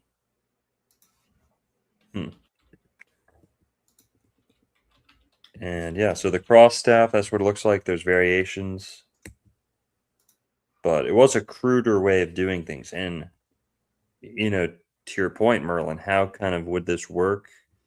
You have to stay really still. So that's something that the other instruments kind of account for. They help with that. You know, you don't have to keep it super duper still, but Dare you say stationary? mm-hmm. I'm done. Yep. All right, so going back, let's look at so the serpent on the pole, you know, throughout history depicted as a cross. But moving on, who's ever heard of laminin? Anybody? Not I. Going once, going twice. Laminin. All right. So we found the cross in the desert, in the wilderness. We found the cross, you know, with Moses. Maybe even Jacob used a type of a cross. Well, we can push this back even further. We can locate the cross at the very beginning of mankind, the creation of mankind. In fact, this is something that's present in all living creatures. Well, sorry, all mammals, I think, is what it's going to say. It's on the next slide. The laminin is part of our anatomy, biology. This is a a structure inside the human body. Inside. Go ahead, Merlin. Is it a molecule? Like what noun is laminin? Like laminin is it's a It's a protein. protein. Yeah. Laminin is a major structural glycoprotein and a key building block of the extracellular matrix that helps anchor cells, organize tissues, and guide cell behavior. It is a large cross-shaped protein complex made of 3 distinct polypeptide chains. It's found in all multicellular animals. Now, a little phonetic connection here. Laminin, Jesus on the cross. I mean, is Jesus not the Lamb of God? Hmm. Lamb, laminin, lamb, inin. I don't know. Laminin, something to that. And also, it looks like a plus sign. So all crosses kind of are plus signs, but Yeah. you guys see that. So Merlin brought up a good point before we went live. Like, you know, all these science textbook kind of diagrams of molecules and stuff, we can't always trust those. Some of them are kind of Fake and gay. suspect, maybe being pushed for certain reasons. On the left there is, I guess you'd call a photograph of what these look like under a microscope or some instrument. So I'm not saying that's total proof, but it's evidence that these things actually do look like crosses. It's not just in the science textbook. They do have certainly an X or a T shape to them. Pretty cool. And like you said, Jesus is the lamb, and then it's got in, and the kingdom of heaven is within. So, Jesus always says, go within, go within. So it's doubled up there. Let's get laminated, bro. Trying to get plastered, laminated. Sheesh. All right. The laminin cross. We already talked about that. So basically, that brings us back before Adam and Eve, because that's all multicellular animals. Give me 1 sec. Oh, is it the Utes? Probably not. Do what? I was wondering what it was. It's his brother, probably. Oh, that's All probably the homeless guy that lives in the. He's got a resident homeless guy that lives in the back of the store, Yeah. and he like has him do stuff for him. It's Like like he's personal secretary. Longo has a homeless slave in the store. Jeez, Merlin, you that gullible? I almost had him too, bro. He was believing me. He's like, dude, what? He can do that? I was like, yeah, bro. You don't even know the half of it. Yeah, I've got a golem. You've never seen the back. I've seen the back of the dancing elephant, dude. It's dark. Man. That's Anything the you can beyond. think of, dude. He's got Nephilim bones back there. He's got catfish skulls for some reason back there. It's crazy, dude. Damn. Yeah. Well, all right. So we took things all the way back to the creation of all multicellular animals. If this does look like a cross, then the cross was there from the beginning. Well, we can do even better than that. All right. Adam and Eve. Now, this one's a little, all right, bear with me here. Okay. We're going off on the deep end a little bit, but Adam and Eve. The disclaimer here, okay, to keep in mind, people, in Adam's language, sound and meaning were inseparable. So just take that, take that into account with what I'm going to say here. When I hear Adam, I cannot avoid hearing Adam, like Adam up, right? Adam up. When I hear Eve, I see even. Adam up, Eve, make them even. When I hear Eden, this is a little bit more of a stretch. I see odd and even. Eden. odd and even together. Now, if that's a stretch, well, explain this. Adam is the first odd number, number 1. He's number 1. Eve is the first even number. She's number 2. In Hebrew, Eve is Hava. Hava. To have something with an L, to half it, is to cut it in half and make it even, to make 1 into 2. Just as Eve was pulled from Adam, you could make the argument that 2 is pulled from 1. Okay. And cell divisions like that, right? Speaking about cells, you want to get real trippy on this.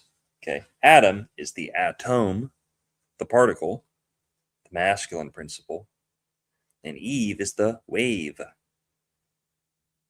Hava, Eva, Eve, wave, wave, Yahweh, I don't know. Something to that. Eve is the wave, Atom's the atom, the particle. So people debate about, is the universe made of particles? Is it all just waves? Well, they're both represented, I think, in Adam and Eve.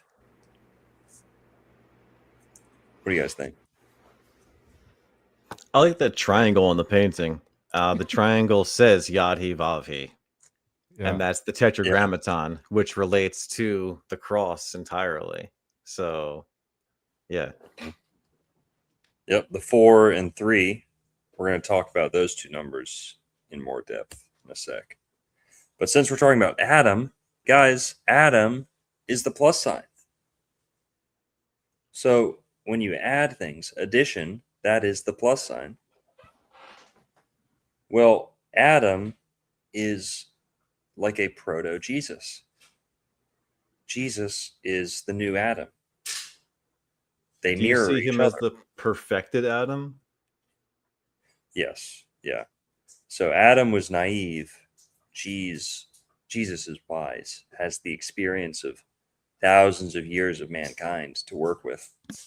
Adam was, like a kid almost, stumbling around.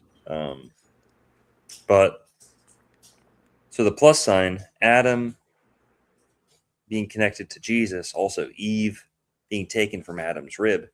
Well, the blood of Jesus was taken from his side, pierced near the rib, and out spilled. You could make the argument out spilled the church, his wife. You could make that argument. So there's all these cool connections between Jesus and Adam. Some of the early Christians who may or may not have been labeled Gnostics or heretics openly professed Jesus was the reincarnation of Adam. I tend to agree with that. I think that's a pretty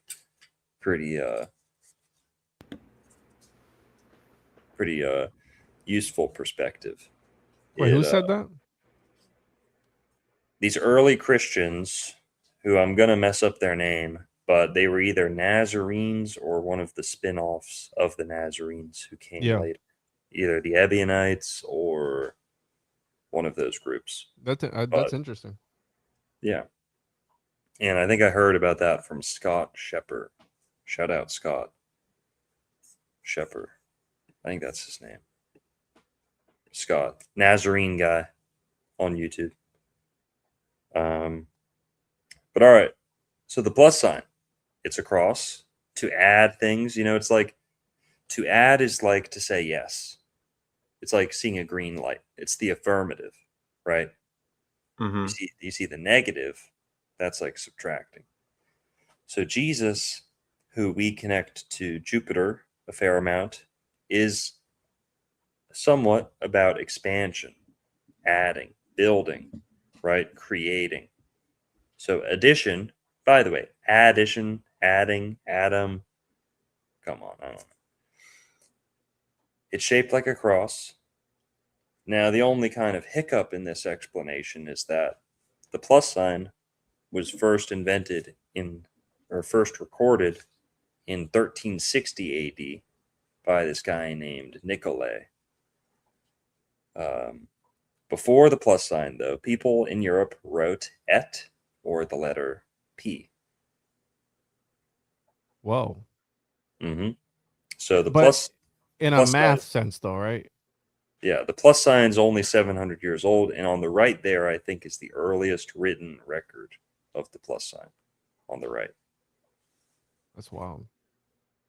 Yeah, but et is, I think et is where we get the word add from, and you could connect that to Adam too if you really want to.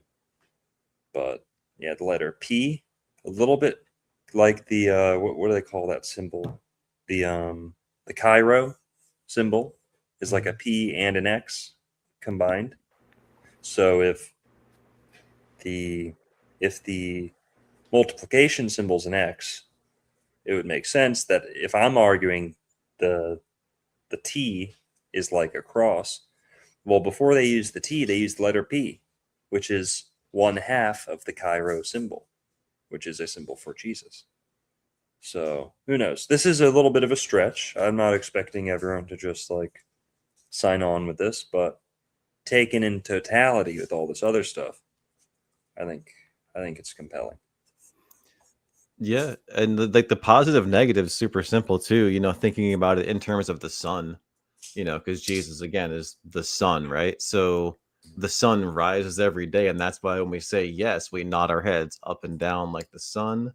The moon goes side to side every month, going Cancer to Capricorn. So we go no, the moon's negative.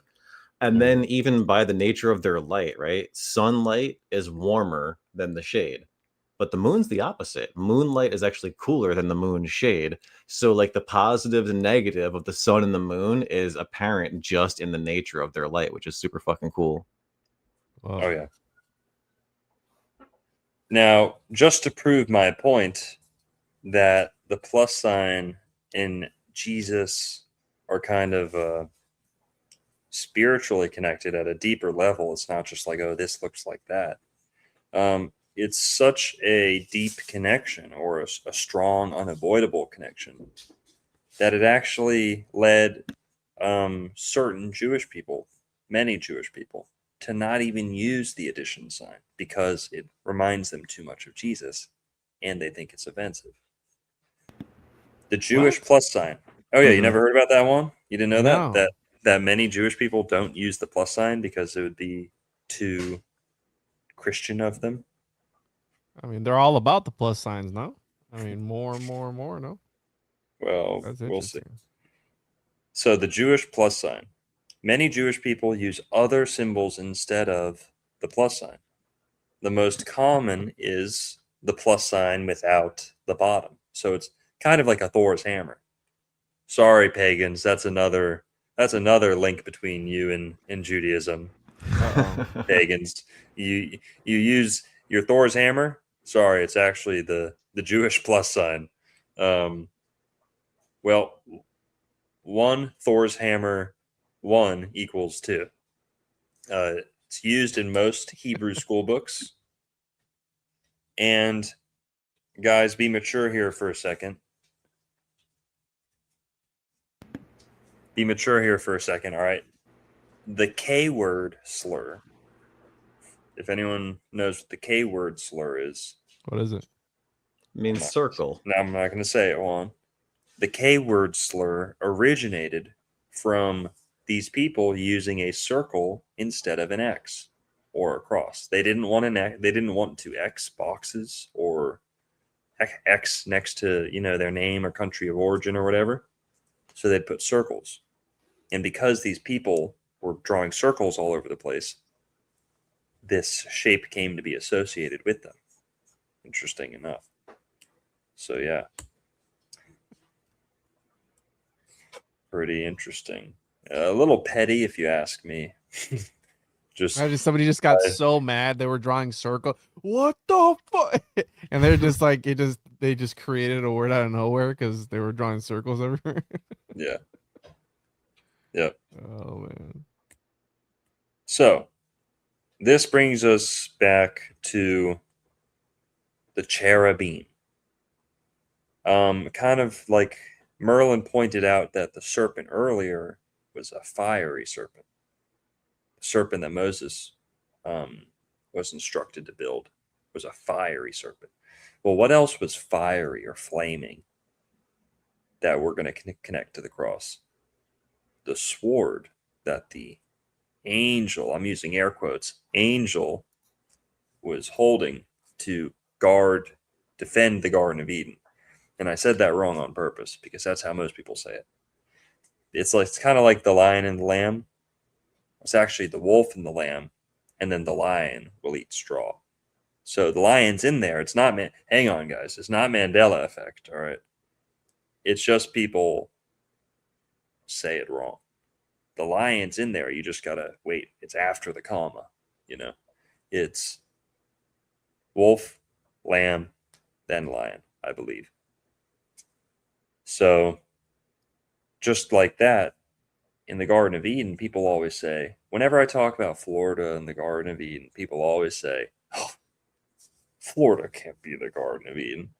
Where's the angel standing around waving his flaming sword, hacking everyone's heads off, you know, defending the Garden of Eden, keeping people from coming back to the Garden of Eden? No one would live in Florida if Florida was the Garden of Eden. Well, that's not actually true. The angel, the flaming sword, number one, it's not an angel, not in the way most people think. It is cherubims in the King James Bible. Cherubims is double plural. So right there, this is not one angel with 2 feet standing there with a sword like a baseball bat. Cherubims, as we get later on, the biblical definition of cherubims is the 4 fixed signs of the zodiac: bull, lion, eagle, and only the last one is man. So what most people think of as an angel is only the last and most kind of palatable of those 4. Because when you start dressing your angels up like bull, lion, eagle hybrid creatures, well, here, I'll show you what happens. You get stuff like this. These are cherubims. These are cherubims. When you don't understand your astrology, you get volumes and volumes and millions of pages of dog shit. Science fiction dog shit from people who don't know a lick of astrology because they see 2 animals slapped together and they go, "Durr, that was clearly alien engineered, and those clearly lived alongside us." And I'm not saying they didn't, but that's clearly not that's clearly not the truer interpretation. Cherub, and by the way, these are cherubims. This is not me saying those are cherubims. These are pre-Israelite or outside of the Bible instances of cherubims outside the Bible. They are eagle, bull, lion, human composite creatures hybridized like that just for artistic or symbolism purposes. That's a cherubim. Now going back, the angel at the Garden of Eden waving a flaming sword was cherubims. So what is that flaming sword? And also the second part, the second misconception, it's not there to keep people out of the Garden of Eden. It's defending the way of the tree of life, which is a good thing. And I advocate for that everywhere, Florida, wherever. But this is not a guard dog on the Garden of Eden, keeping everyone out. It's there to defend the tree of life. Now, the way I see this, we'll read along. What do you guys think? I think the artwork is both very cool and very important, and it kind of goes back to that tower you guys were talking about earlier, the Bach Tower. Mm-hmm. Super cool, which reminds me of the pyramids, going to the Georgia Guidestones. If you think okay, if you're a rich person with money, what are some of the best things you could do with your money? And is building a monument to God's intelligent design not one of the better things you could do?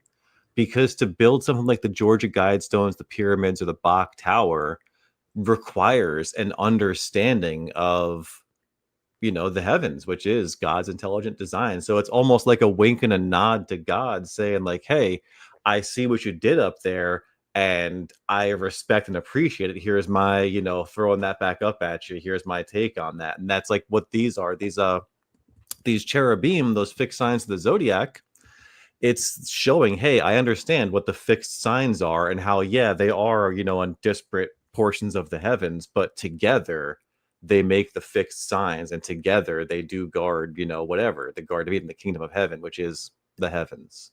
So yeah, it's very, very important, I would say. And what's interesting is the location of the Bach Tower. It's on the highest peninsular point of Florida, and Right. also it's on the Lake Wales Ridge, which the Lake Wales Ridge used to be once upon a time a chain of islands, some of the oldest, at least 1 to 2 million years old, where it could have been. I mean, I know you talk about the Garden of Eden being closer to the Florida and Georgia, the FAG border. But maybe, right, it could have been Atlantis or some other. Yeah. I mean, what if there was more than one Garden of Eden? We don't know that. There might have been multiple. Dude, it makes sense. There would be fucking four different. No, all right. No, we're not having that. Juan, you get out of here too. No, one Garden of Eden. All right, guys. Moving on. Let him finish, Longo. Let him finish. No, that was it. You're right. I've always wanted to say that to Longo too, because it's like, what if there's one in different sections? What if there's one for everybody all over the world? It makes sense, right? Because I've asked Longo before, like, what are they taught? We were taught in school the Fertile Crescent. Well, maybe there's, the Gulf of America is one of them, and then over there's another one, and somewhere else there's another one. No, Juan. It's crescent, not croissant. So sorry, Juan. Croissant. We only have one. I love croissants, but yeah, Merlin, I agree with you, bro. I'm on board with you, dude. That's 100%. There's probably more than one. Whatever Longo says. Yeah, on board with you, Merlin. Definitely not Longo, who literally made a video called "How to Find the Multiple Gardens of Eden" by using the 31st latitude. So there you go. Exactly. Okay. That's good stuff. Go watch. It's on the 33rd, so you got it all wrong, dude. Your math is a little bit off, but I'll teach you off air. It's okay. On the 33rd. Juan's a Freemason? No, No. yeah, I'm kidding.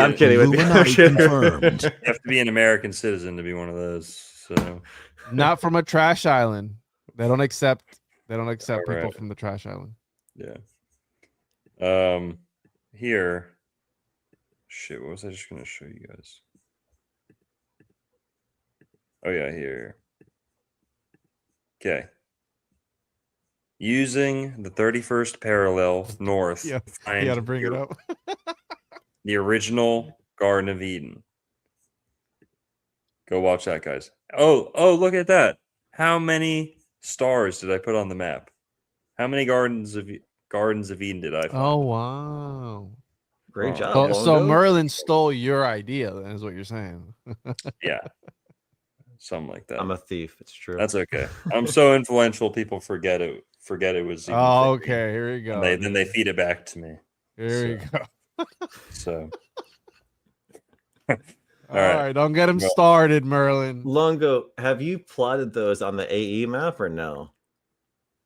AE map? What's the azimuthal, the FE map? Oh, FE map. I mean, A is the AE, azimuthal equidistant, but it's also It wouldn't the work FE on map. an FE map, bro. Oh, dang.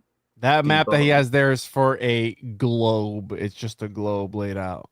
Yeah. Oh, yeah, guys, go check this video out. And I found 4 Gardens of Eden, and I made the argument that there's like one for not each continent, but roughly like each realm, has its own Garden of Eden. So there's the original one, quote unquote, what people think is the original, the most popular Garden of Eden is in Iraq, near Basra, Iraq, where here we're getting a little background noise. Forgive me. The one in the Garden of Eden is where the Tigris and the Euphrates come together, right? Well, they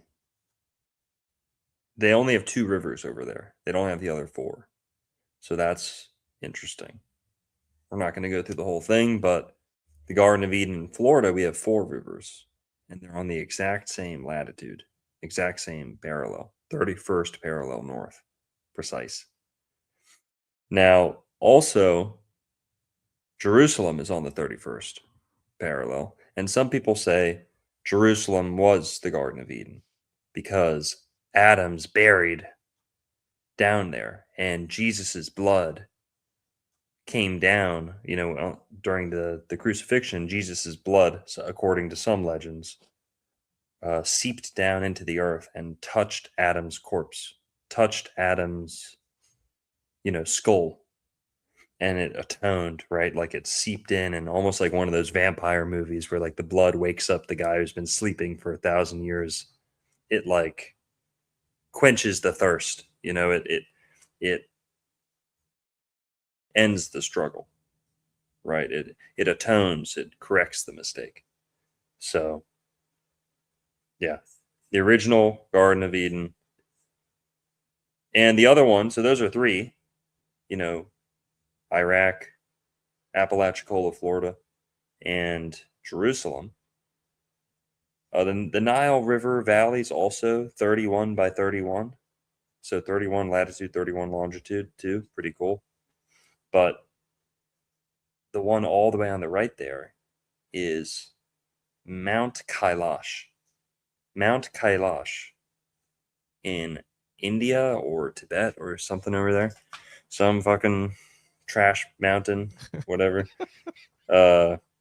You said it. I was thinking, I was like some shithole in India somewhere. And then you just said it out loud for me, bro. Thank you so much. Well, I was like, it's probably disgusting there, dude. Now this place has 4 rivers, 4 sacred rivers coming down from a mountain, and it's on the 31st latitude. So a very sacred place. It is, it's nice there. I'm just joking. I just forgot what country it's in.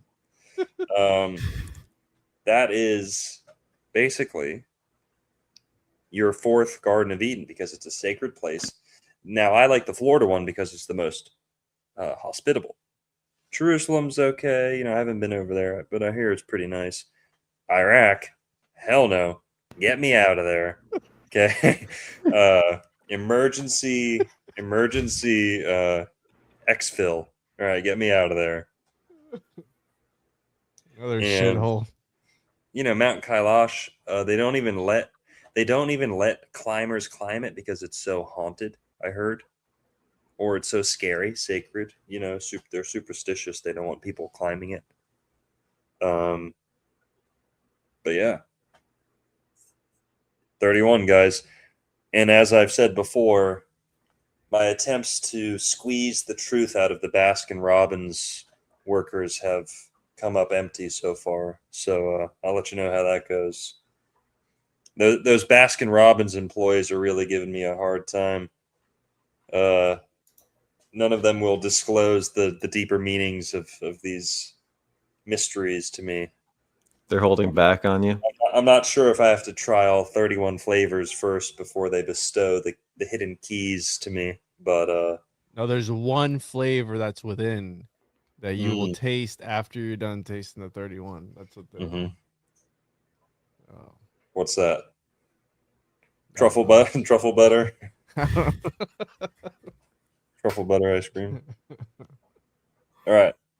Let's move it on. You see what you did, Merlin? We went on a side tangent. Yeah. Because you had to bring up the 4 Garden of Eden. He had to go through every single one. Yep. Talk shit, get mogged, bro. Cool little idea, bro. I already made a whole video about it. All right. Just kidding.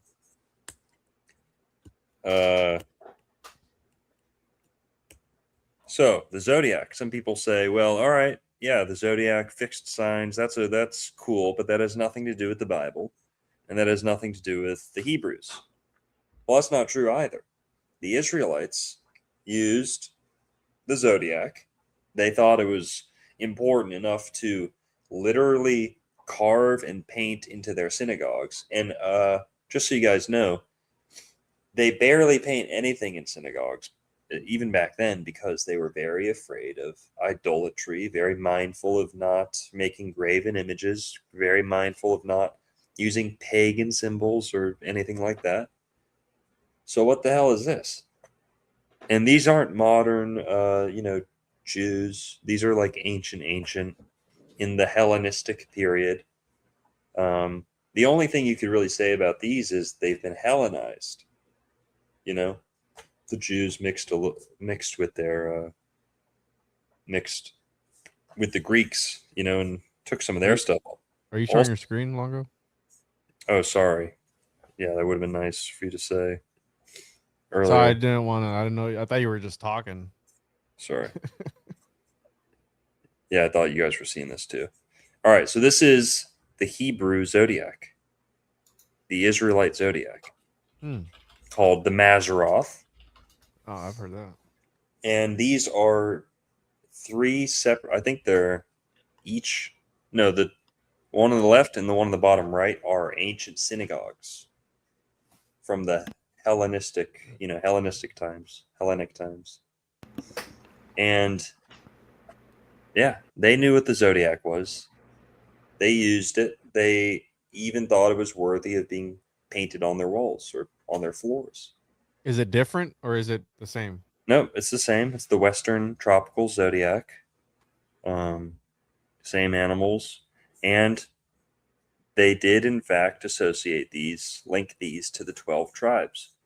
At times, there's 14 tribes. Sometimes there's less than 12 tribes, but the ideal is 12.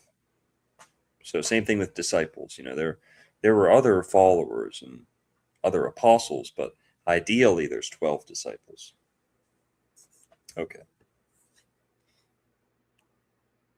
Now, the cherubim, for those who don't know, if there's a table with 12 seats at it, wherever you sit, you're going to be across from someone, like directly across. Across. There's that word, across, right? Yes. You wanted to talk about that for a Yeah, second? later. I mean, do you want to see the etymology for that word real quick since you brought it up? Yeah, bring it up. Throw my screen up real quick. This is just such a simple one. Is the etymology for a cross? It's so simple. In the shape of a cross. What does the sun do every day? The sun goes across the sky. And then what's so cool about that is like, okay, well, he goes east to west, north to south. Those are the directions on the cross, and it's all there. So super simple word, but there's so much in there. It's what the sun does, and it's all measured. And just a real quick astrology thing. That's what's so important about astrology is measurement first, interpretation second, and the shape of the cross is very important with that. So, Oh yeah, and we saw how Jacob's staff or a cross staff, you can literally use a cross to measure the stars or orient yourself with the stars. As above, so below. nice, yeah. The cross is all the way down. Yep. All right, so cherub. Now we can show here the Israelites. They knew what the zodiac was. They had respect for it. They knew how to work with it. The Hebrew word for the zodiac is Mazzaroth. That is in the Bible as well. All right, so cherubim, though, what are those?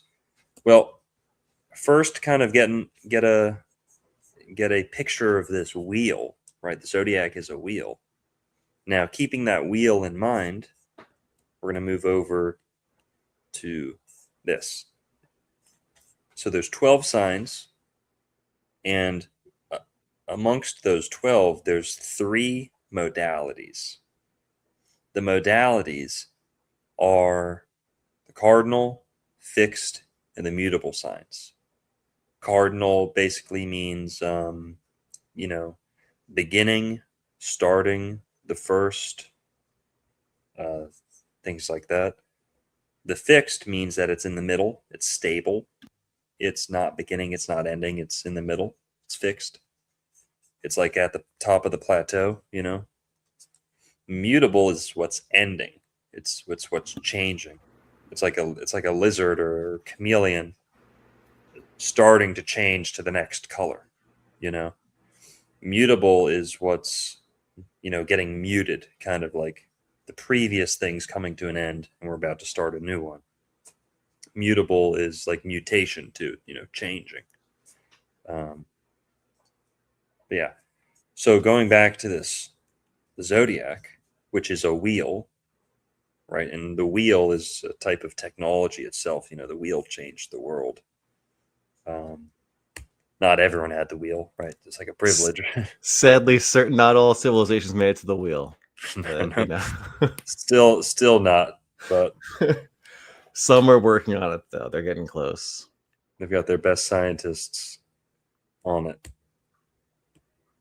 So, what are the cherubim? The modalities here, they split up the wheel. They give rhythm to the zodiac too. So there's various rhythms in the zodiac, or like polyrhythms. Nice. And the modalities is this 3 and a 4 going on. So the modalities, there are 3 crosses in the zodiac: the cardinal cross, the fixed cross, which is the one associated with the principal tribes of Israel, and the mutable cross. Now we're skipping around a little bit here. This explains why there were 3 crosses at Jesus' crucifixion. 3. The one in the middle is the most important, but there was 2 on the sides too. Come on, guys. That is the fixed cross. I mean, it's like, we're talking about the one in the middle here. That's Yeah. the one. That's the one Jesus was on. That's the golden age. That's the golden signs. The other ones, who was it? The thief and the who else? Thief and a rebel, or what was it? Something like that. I don't know the specifically. I thought it was 2 thieves. Who Yeah, was I Jesus think on the one of cross them. with? Yeah, a thief and a robber, but I think they say one of them was like a, you know, according to tradition, one of them was a political, like he was a rebel. He almost wanted to start a rebellion against Rome. That's what I heard. Interesting. So it's different types of misbehaving people, but they've kind of simplified it to 2 thieves over time, you think? What does that mean? Thought you read the Bible long ago. What did I miss? Was there an earlier message? Did you skip the genealogy part? Is that what you did? You jumped forward? No.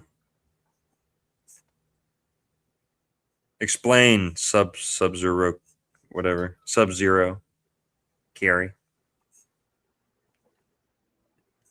But here we got lots of super chats here.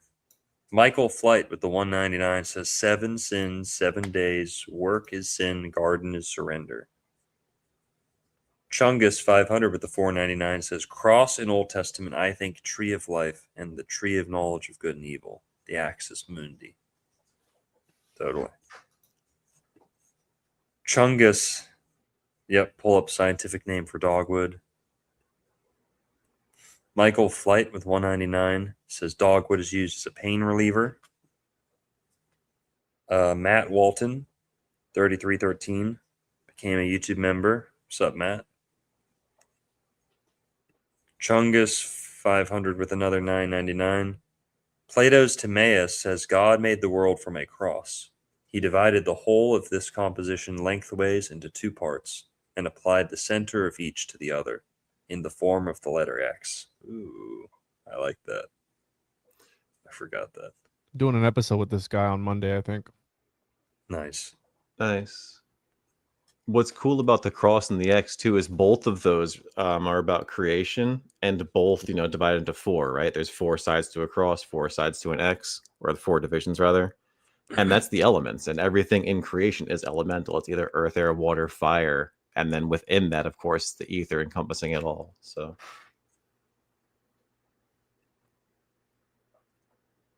Tanner by the Sea with $4.99. Today is my son's 17th birthday. Born in Palm Happy Beach, birthday. probably. Matt Walton with another $1.99. Appreciate it. Joe the Toe, $10, says Toey in chat. it's Joe Rogan's face on the That's avatar. dude. actually Joe Rogan on his alt account. He watches the show, so shout out to Joe Rogan. What do you guys know about the Walton family of New York? How did they get the contract to trade with the Spanish colonies? Fountain of Youth real? Yeah, I heard they were. I heard they were the colony's first tampon dealers, and that's how they earned their. I'm just kidding. I don't know. It's a good But, business to be in. Yeah. Fountain of Youth real? I don't know. I don't know anything about the Walton family. Sorry. Go Like the ask old. Walmart. Go ask Old World New York. Sorry, I may be from Boca Raton, but that only makes me an honorary New Yorker. So I mean, If you- Merlin is somewhere up there, no?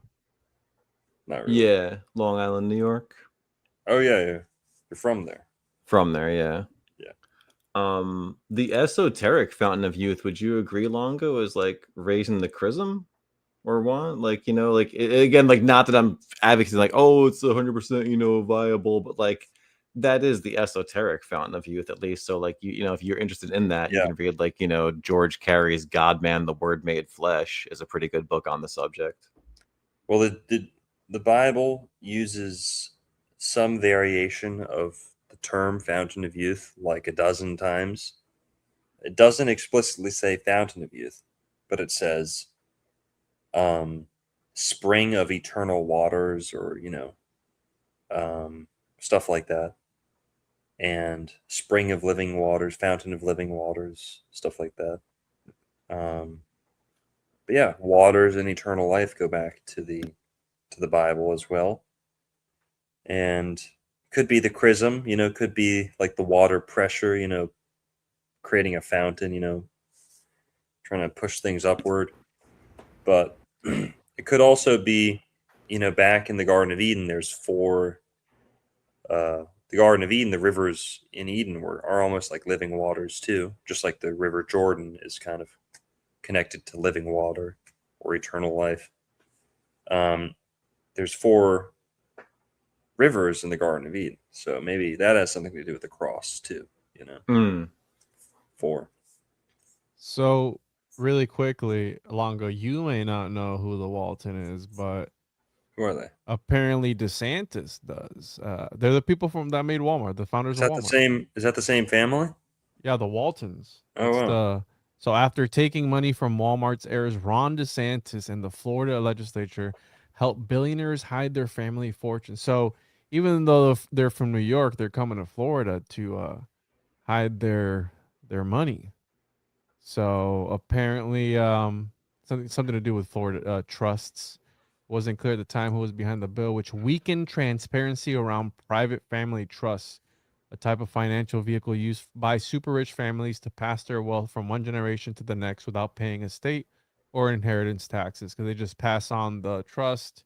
They change the who owns it, and there's no transaction going on, so that way they don't have to pay taxes on it. But hey, I mean, DeSantis knows who they are. Mm-hmm. I It's the respect people from that. Walmart. Yep. Yeah. Sorry, Matt. I don't know anything about the Waldens. Richest family in the world, bro, as of 2025. I Really? wonder where they're from. Where you guys think they're from? So you've heard about like the whole Walmart FEMA camp theory? Yeah. No. What do you think? No, you haven't heard of this? So Walmart's they got ahead, they dominated the competition by using military depot. Like, what would the word be? They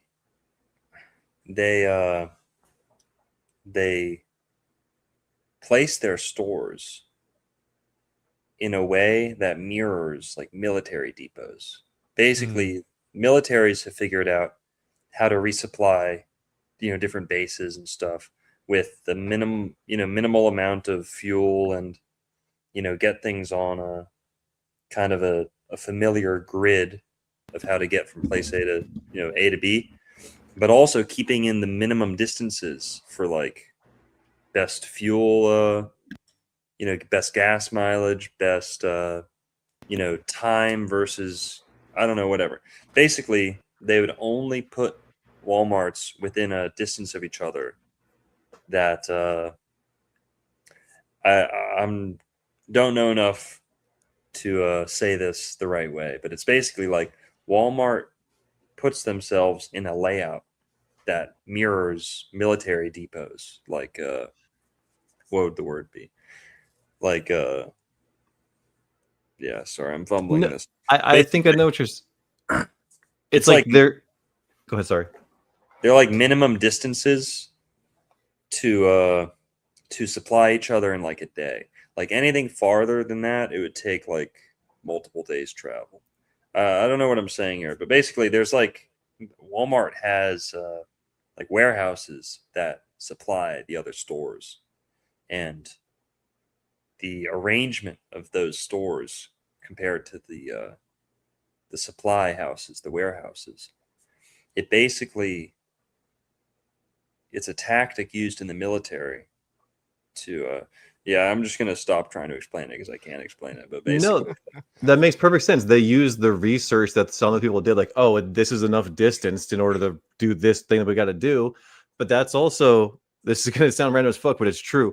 It's the reason why you're going to find a Chinese food place next to every fucking supermarket, because the supermarkets are spread out enough that they're not going to compete. So if there's a supermarket there, there's enough room, there's enough market for a Chinese food place next to it. And that's why like they're always like spaced out evenly like that. So like it's like that, right? They're kind of like using backpacking on that, research yeah. basically.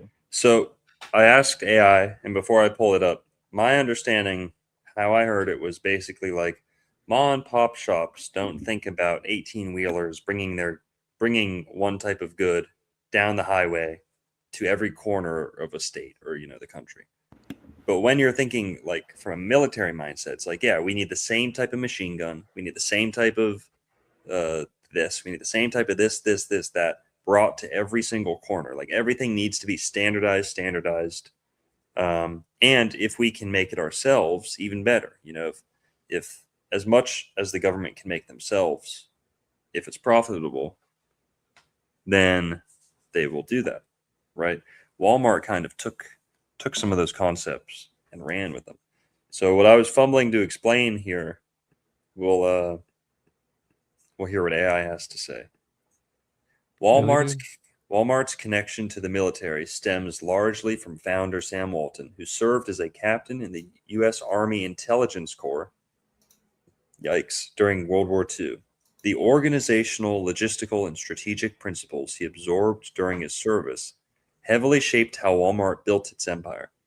Though in modern times, the relationship has flipped, with the U.S. military actually studying Walmart's supply chain to improve its own operations. Okay, here we go. Supply chain as a... Did I do an okay job at explaining that? It made Yeah, sense. we to me, knew what man. you were trying to say. Yeah. Okay.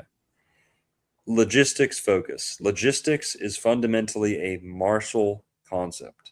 The application of time and space to move material. Walmart treated its distribution network like a military supply operation.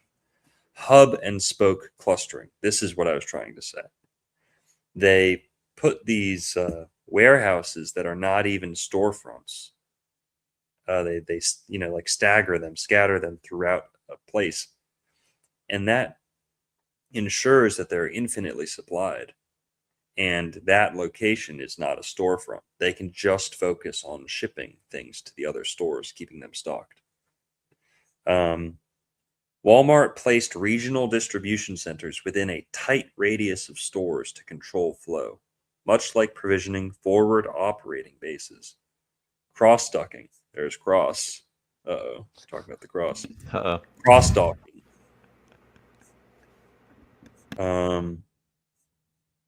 The practice of transferring goods directly from incoming supplier trucks to outbound store trucks without long-term warehouse storage mirrors rapid military resupply tactics. So blah, blah, blah, blah, blah. You get it. You know, hiring veterans to all this stuff. The point is,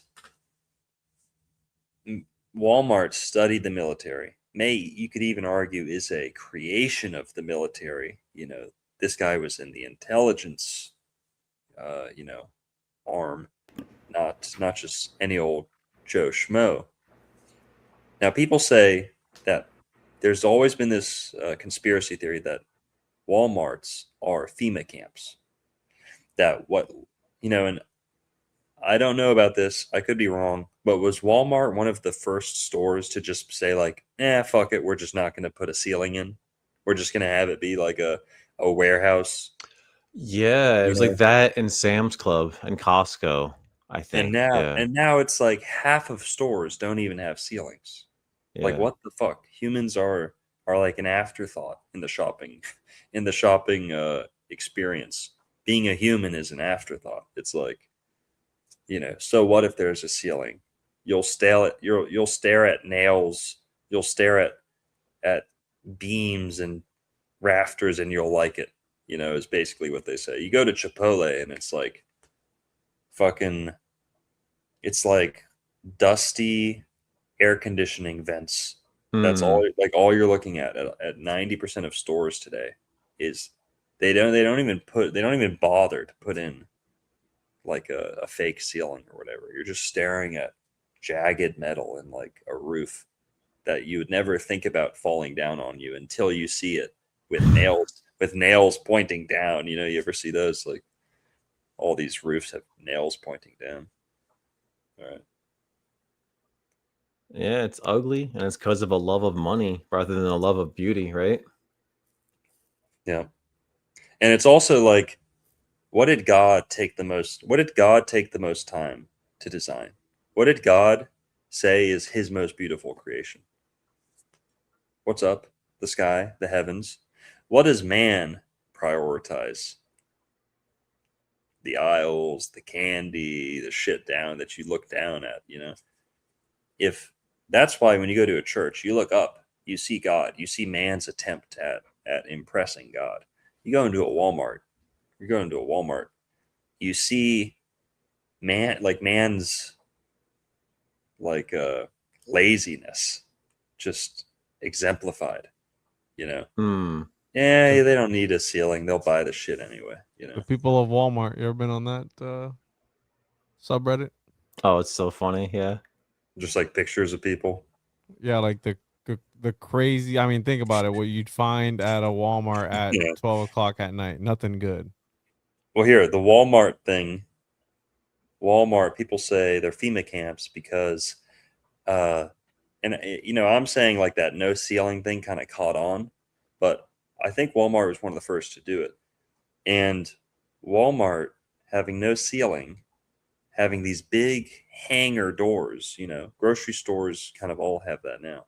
But Walmart, Costco, Sam's Club, they got those big hanger doors that they like, like, what are we doing here? Like, why am I walking into something that only has a fucking like truck, truck door?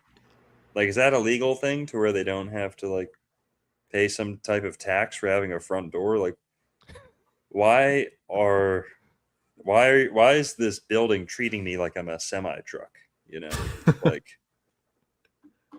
So, all right. So Walmart's, people say they're FEMA camps. They're pretending to be stores. The government props it up and pretends it's like a convenience store. But really, when shit hits the fan, they're going to rip off the mask. And those big, giant buildings with no ceiling and fucking doors that literally come down with a chain like it's the back of a motorcycle shop. Those places can flip into martial law depots, martial law camps. Now, I thought that was pretty ridiculous until you hear Walmart martial law. Oh my god, dude. Wall, law, wall, and law are literally backwards. Oh, dude. It's That's all right. Mart. Someone in chat said it too. Mart Law. Yeah. Oh my Walmart. gosh, dude. Tell me that's not fucking crazy. Martial law, Walmart. No, I mean, good luck trying to get me in there. I mean, you're not getting me in, Same. bro. I'll go live in the woods like a fucking druid, bro. Yeah, bro. We live in Florida. They're not. They're trust me. They're not gonna come a knocking on my door, dude. They're not coming to knock on anyone's door here in Florida. You can do that shit in New York, maybe, or California, some shithole like New York or California, but not here in Florida. They can knock all they want. I'll go to a Publix. Well, all they got to do is, all they got to do is wait a couple of days and then slap down some rice and beans on the floor, and you'll come running. All right. Maybe. Yeah, throw the chicken in there too, bro. Longo, Maybe- someone in chat. Maybe. Forgive me here. Maybe if they stapled up a picture of my mom to the door, Juan would be in there, and Juan would be in there in no time. You said it, not me. Well, hey, it's all right. She's a nice lady. She's a nice lady. What's up, Merlin? Oh, someone in chat. Walton Walden. Walled in. That's wow. Yeah, this Yeah. Walton guy reminds me sort of like L. Ron Hubbard, where he was in the Navy. Was he actually a spy in the Navy or something, or no? He was like probably a nobody in the Navy, no? That's why he role played being in the Navy the L. rest of his Ron life. Hubbard.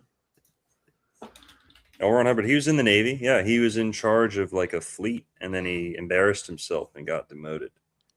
Like, so he was legit up there in the Navy, right? He was a captain of a ship, I believe. Oh, okay. Just again, Walton being in the, in the Army, almost like a plant. Like these people are put in these places to kind of grow, and just behind the scenes, they're being controlled by the government, right? I mean, I'm saying there's a possibility it could be true. Who knows? He was given command of a patrol boat. I'm getting his rank. He's a lieutenant. Okay. Not nothing. A patrol boat, like one of the little ones, like the inflatable ones that you Yeah, the just little ones. like the Yeah, I was Coast wrong. Guard stopping all the Cubans from coming over and stuff. Yeah. All right. Here, let's move on. We got a little bit to get through here. The modalities we talked about. There's 3 crosses in the zodiac. The fixed cross is the most important.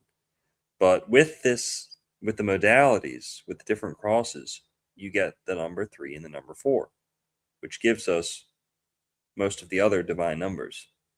3 plus 4 is 7. 3 times 4 is 12. So 7 and 12, they're like the 2 most sacred numbers, according to me. Also, side note, you ever notice that crucifixion is spelt with an X? How many other words have an X instead of a T or an S or whatever? Mhm. Crucifixion with an X. Pretty cool. All right. The fixed cross, if we get rid of the others, just to make it easy to follow, the fixed cross, you're skipping 2 signs. You're skipping 2 seats at that table with 12 chairs, and you're getting a cross, right? If there's 12 people at a table and you say, all right, you guys all stand up, and only the 4 at the cardinal points or the fixed points of this table are remaining, you'll have a cross. So there's another depiction, or you can see the difference. And the 4 gospels, guys, in addition to the cherubims, the 4 gospels are traditionally associated with 4 cherubims: Matthew the man, Mark the lion, Luke the bull, John the eagle. Now, if you've ever gone to an Orthodox church, it's not all of them, but a lot of them have these 4, Matthew, Mark, Luke, and John, in the 4 different directions of the church or the cathedral. You'll have one in the east, one in the west, one in the north, one in the south. Just like the tribes of Israel camped in the wilderness. So 4 Gospels. So we're bridging the gap here between Old Testament, New Testament, the 4 cherubims, and the flaming sword we touched on. But what exactly is the flaming sword? Genesis chapter 3, verse 24. And he placed at the east of the Garden of Eden cherubims, and a flaming sword which turned every way, to keep the way of the tree of life. Now, I'm clearly, if you look at that artwork, I'm not the first person to think the flaming sword is a cross. I don't know if they even had a word for cross way back then, but most swords look like a cross. Same arrangement, same shape. Could the flaming sword be a cross? Swords are cross-shaped. Some great artists agree. And this sword, which turned every way, well, the zodiac turns every way. It's constantly turning. It never rests. It's like a lighthouse. It's like the eye of Sauron, looking in every direction. And when you go over to Psalms and read Psalms 19, it says, the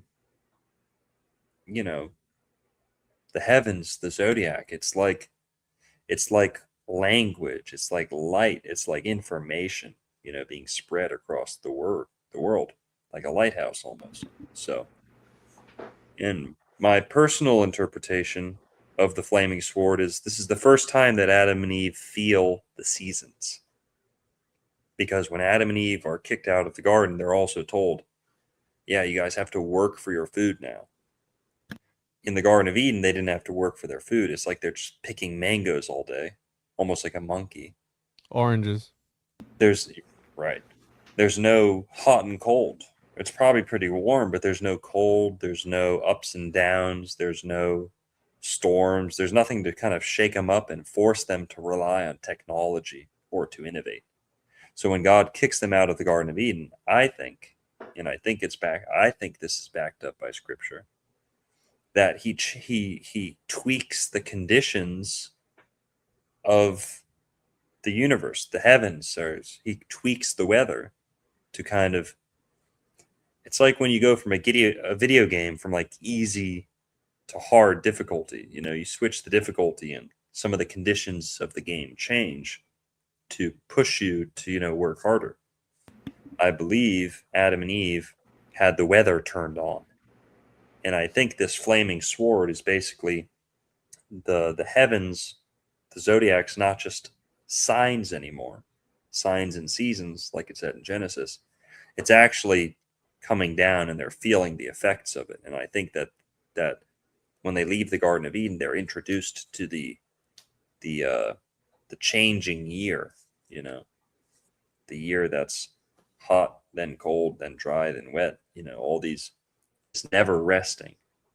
I don't know. I know it's kind of a stretch, but I think the flaming sword is the fixed cross in the zodiac, spinning around and around and never letting them get the same conditions twice in a row. Never letting them get more than 4 months of the same. It's almost like how God, when in the Tower of Babel, when they get too close to heaven, he changes their language, right? He scrambles their language, and that's like a internal program to kind of keep the same problem prevent the same problem from happening again.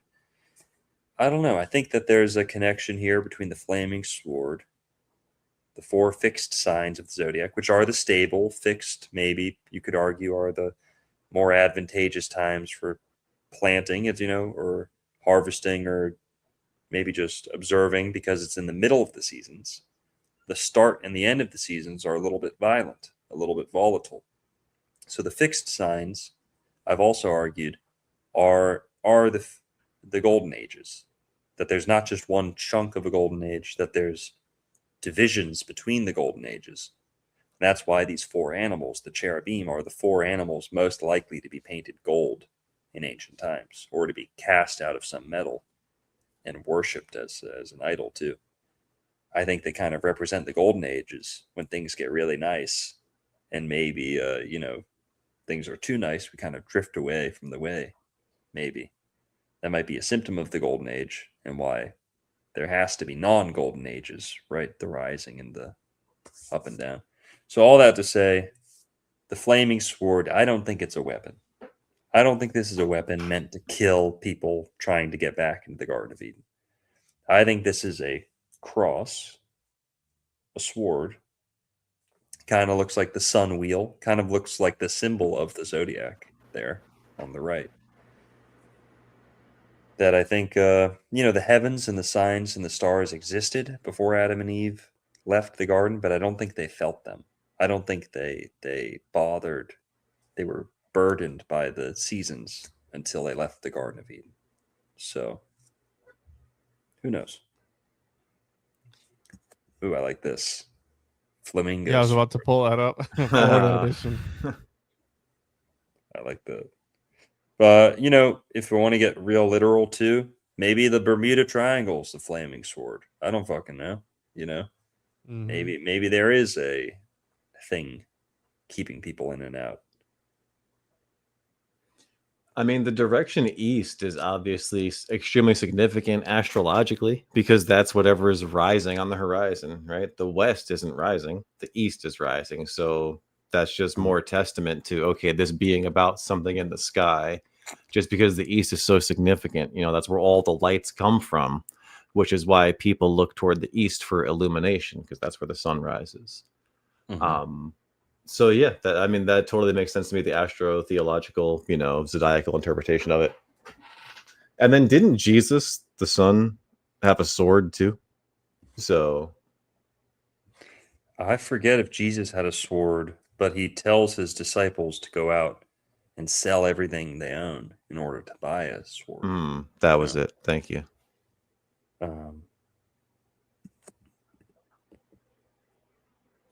Okay, Christian astrotheology. I didn't want to do this at the beginning because Merlin, I'm sure you feel the same way. A lot of the Christian astrotheology is just like the lowest hanging fruit. It's like you watched Zeitgeist once and then just ran with it, People don't really check this stuff always. But we'll just run through some of the obvious ones. I'm sure Merlin has some more to add to the list. 3 magi, wise men, the 3 central stars of Orion's belt, the sun with an O and the sun with a U. Star in the east is Sirius. 12 disciples represent the 12 signs, also the 12 tribes. Paul and Peter, this one's a little more out there. Okay, not too many people talk about this one. But Paul and Peter, the 2 real kind of fathers of the church. Paul and Peter or Apollo and Jupiter? I don't know. Oh, nice. Those are some pretty significant figures there. Apollo and Peter, and this is Roman times. They are interested in they're kind of grafting pagans into Christianity. There might be something to that. Paul, Apollo, Peter, and Jupiter. Easter, and again, these aren't necessarily the Christmas isn't totally biblical, but Easter on the spring equinox, roughly speaking, Christmas on the winter solstice, roughly speaking. Yeah, Rosh Hashanah or Yom Kippur, one of those is near the fall equinox. But yeah, so there are these obvious connections with astrology. The cross is not a huge one that's talked about. We talked about the cross staff, talked about that. The Southern Crux, I didn't get to put much information down on this one, but people who've seen Zeitgeist, they usually associate the cross with the Southern Crux, this constellation. Now, the only fact that I wrote down here, Southern Crux, apparently, from what I saw, it's the smallest of the 88 modern constellations. Anything we want to say about the Southern Crux before we move on? Not really. It's tough to verify that stuff because, like you were saying, the whole astrotheology behind the Southern Cross is that the sun sets on the cross and dies on the cross during the winter solstice. Like Longo said, that was in Zeitgeist. Jordan Maxwell speaks about that all the time. But is it actually happening to the degree that it is said to be when the mythology, was different with the different, precession of the equinoxes, 2,000 years ago? It's tough to really tell. So, but the Southern Cross is allegedly significant with the winter solstice. Mm-hmm. Yeah, apparently it is prominent. This constellation is prominent at the time of the winter solstice. And according to the Zeitgeist kind of theory, the 3 stars of Orion's belt loosely point to Sirius. And if you kind of follow that trajectory, it leads you to the point on the horizon where the sun rises on the winter solstice. All right. But again, I don't know if that's true because people were saying, oh, the sun isn't actually on the constellation. It's just near the constellation. The sun doesn't actually stay still for 3 days. It just has a undetectable increase or decrease to its like daily trajectory. For 3 days, it's hard to tell if it's increasing or taking more or less space in the sky. Yeah. But after 3 days, it becomes obvious that, okay, yes, it is. So now, last part, just want to run through some pagan cultures here who used the cross in various ways.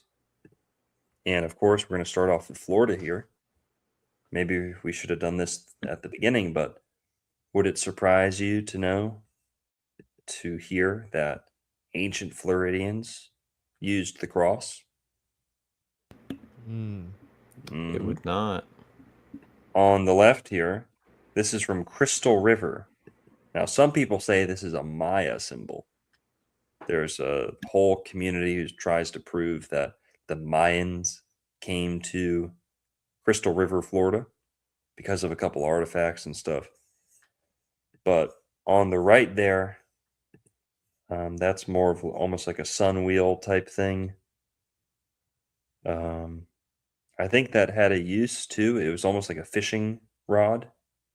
That thing you could it's like a gear for like wrapping fishing line on. I think they'd use things like that. And then the one on the bottom right, I think, is just a gorget. But all right, so that's Florida, and that cross looks like a Templar cross. It's not just any old 4-sided shape. And then look at that; those little circles, total, like it gives it a 12 completion, right? The cross, then the 8 circles. Mm-hmm. Moving on, the British Isles.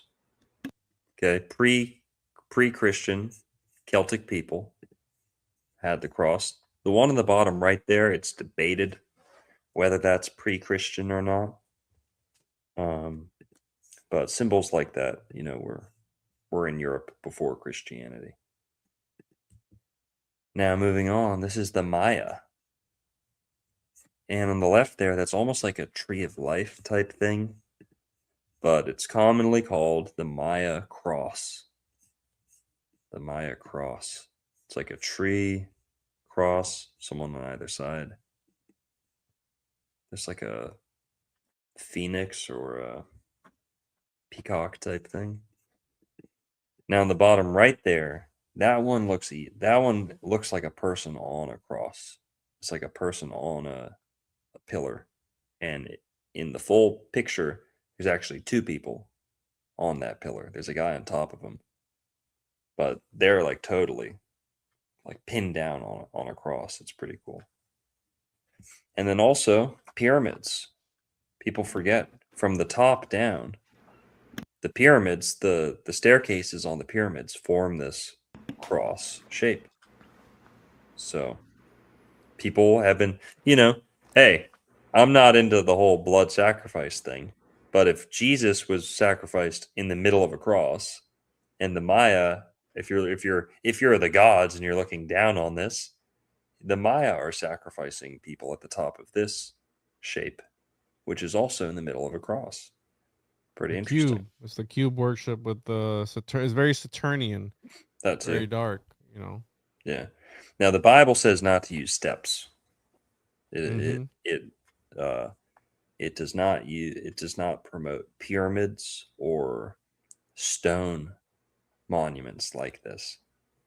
It's or stone complexes like this.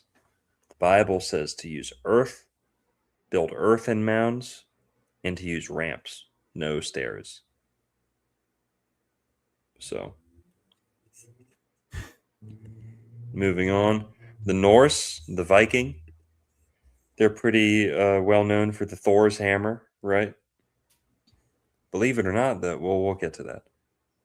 Bottom left there, what does that look like to you guys? A Bottom mirror? Or the left side? That's a Bronze Age like piece of jewelry or something weird. That's like a piece of amber or some weird stone in the middle, and there's a cross behind it. And it let the light come through. That thing's from the Bronze Age, allegedly. Thousands of years old. Looks like some weird sci-fi thing or something out of Skyrim. And then on the top right there, that's the T rune for T. It's called Tiwaz. It's associated with Mars, of course. That's the letter T. Yeah, Merlin? I want to pop in for a second. I'm sorry. This is like, it's getting near the end of the night. This isn't quite schizo mode, but it's like something I've been thinking about for a while. It's Do you schizo. sun gaze, or like, like, do you? I look at the sun, right? I try and look at the sun whenever I can, Yeah. and when I can, right? Like, I look at the sun, it's too bright. I'll close my eyes, and you can, like, look at the sun with your eyes closed. You still see a little bit of light, right? I don't know what shape you guys see, but typically when I squint looking at the sun, I see the shape of a cross. Mhm. If you're listening, just like let me know what you think about that, because like I legit, when I look at the sun and I have to squint to see it, like the light just it goes in the shape of a cross for some reason. Yeah. It's like lens flare. Yeah, like Lens natural flare. though. Yeah, glare or lens flare. Often X-shaped, usually X-shaped, but in certain instances, you actually see in movies, like where they have multiple lenses or something, you'll actually see hexagon shapes. Mm. Hexagon shapes. So that kind of, it's not really my thing, but when people say like, oh, Saturn is behind the sun, or Saturn is the old sun, or there's a black sun behind the sun we see, right? When I see that kind of hexagonal lens flare, that makes me think maybe there's something to that. The bottom right here, this is from Denmark. Old, ancient, pre-Christian sun wheel, zodiac wheel symbol.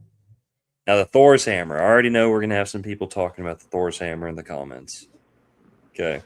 The Thor's hammer is post-Christian. So I don't want to hear any of that nonsense, all right? Thor's hammer, as we know it today, this distinct shape as like a jewelry piece, is way older than Christianity. Sorry, way newer, way more recent than Christianity. I thought that was interesting. I had assumed it was always like way, way, way older. Now there are similar shapes that are older because hammers existed, through all of history back then. But this specific Thor's hammer shape, according to the, so take it with a grain of salt, according to the experts, is much newer than Christianity. only showed up later. Hmm.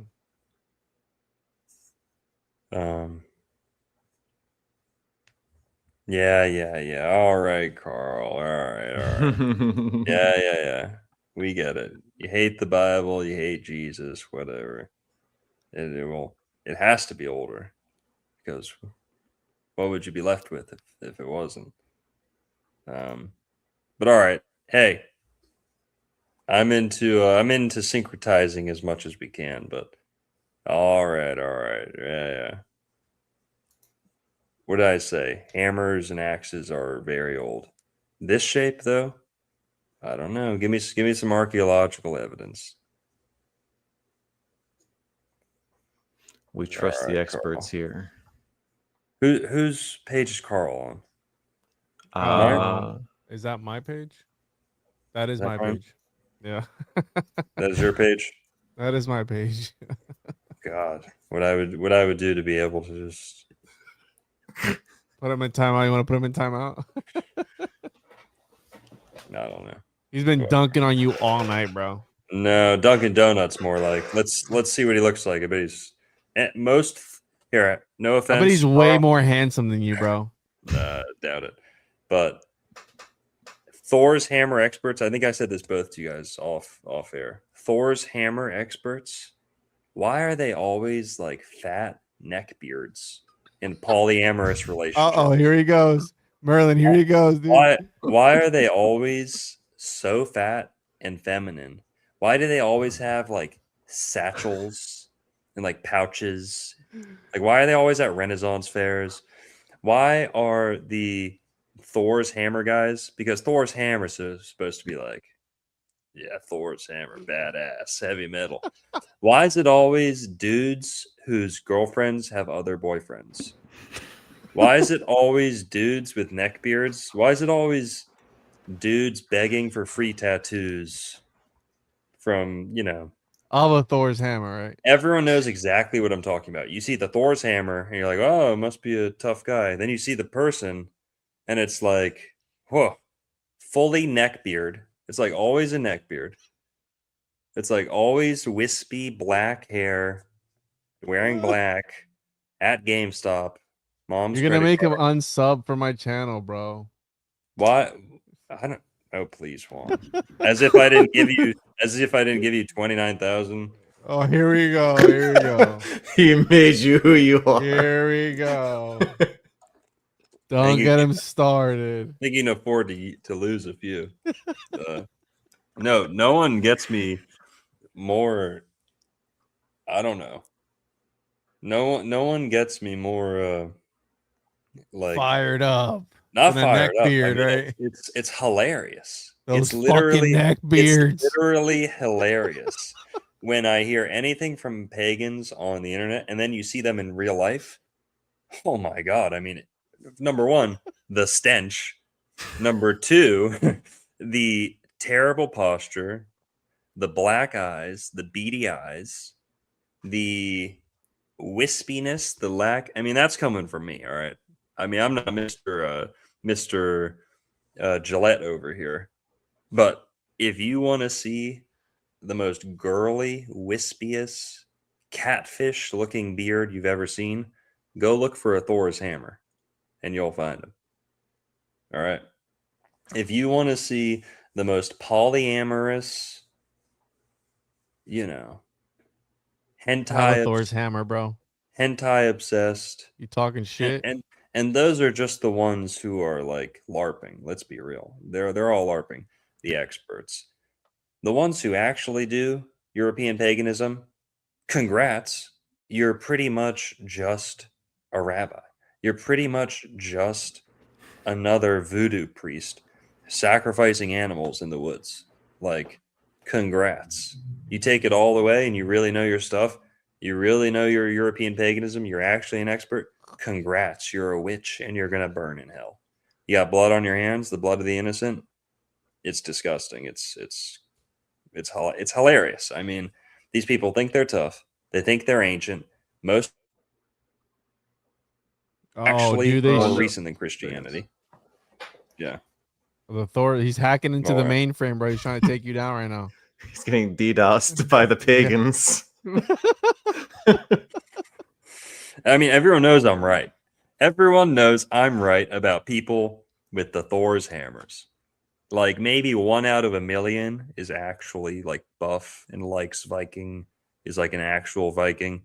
99% of the time, it's polyamorous dudes who play Magic the Gathering. Hey, what's wrong with Magic the Gathering, dude? Come on, man. You're hitting too close to home, all right? Yeah. And the only thing that gets them up on their feet and away from the Dunkin' Donuts is when you tell them paganism's gay and fake.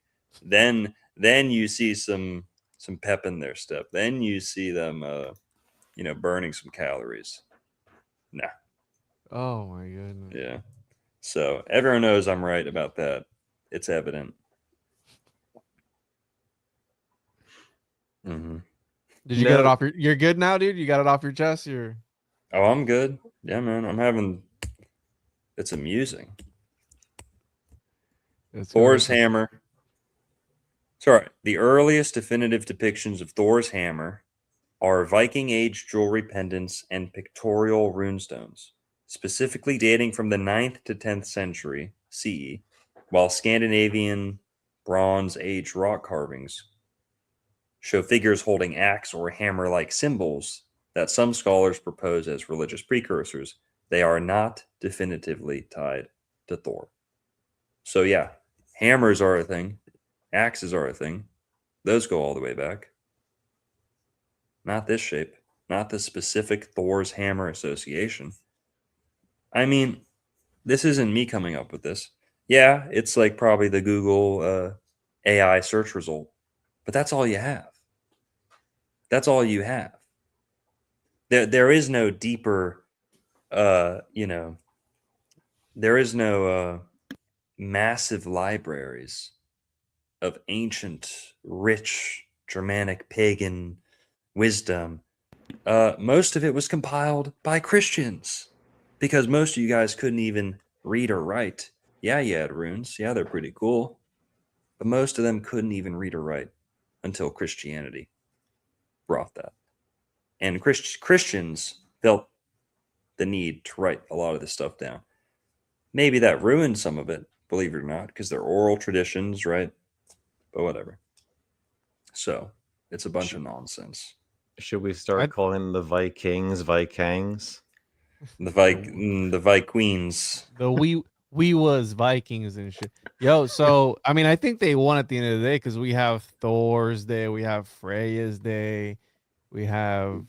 I mean, is that what other days of the week are named after? Juan, do you know what the most universal pagan practice is? No. Converting to Christianity. That's how we got to where we are today. So there you are. That's the one thing they all have. Slam dunk.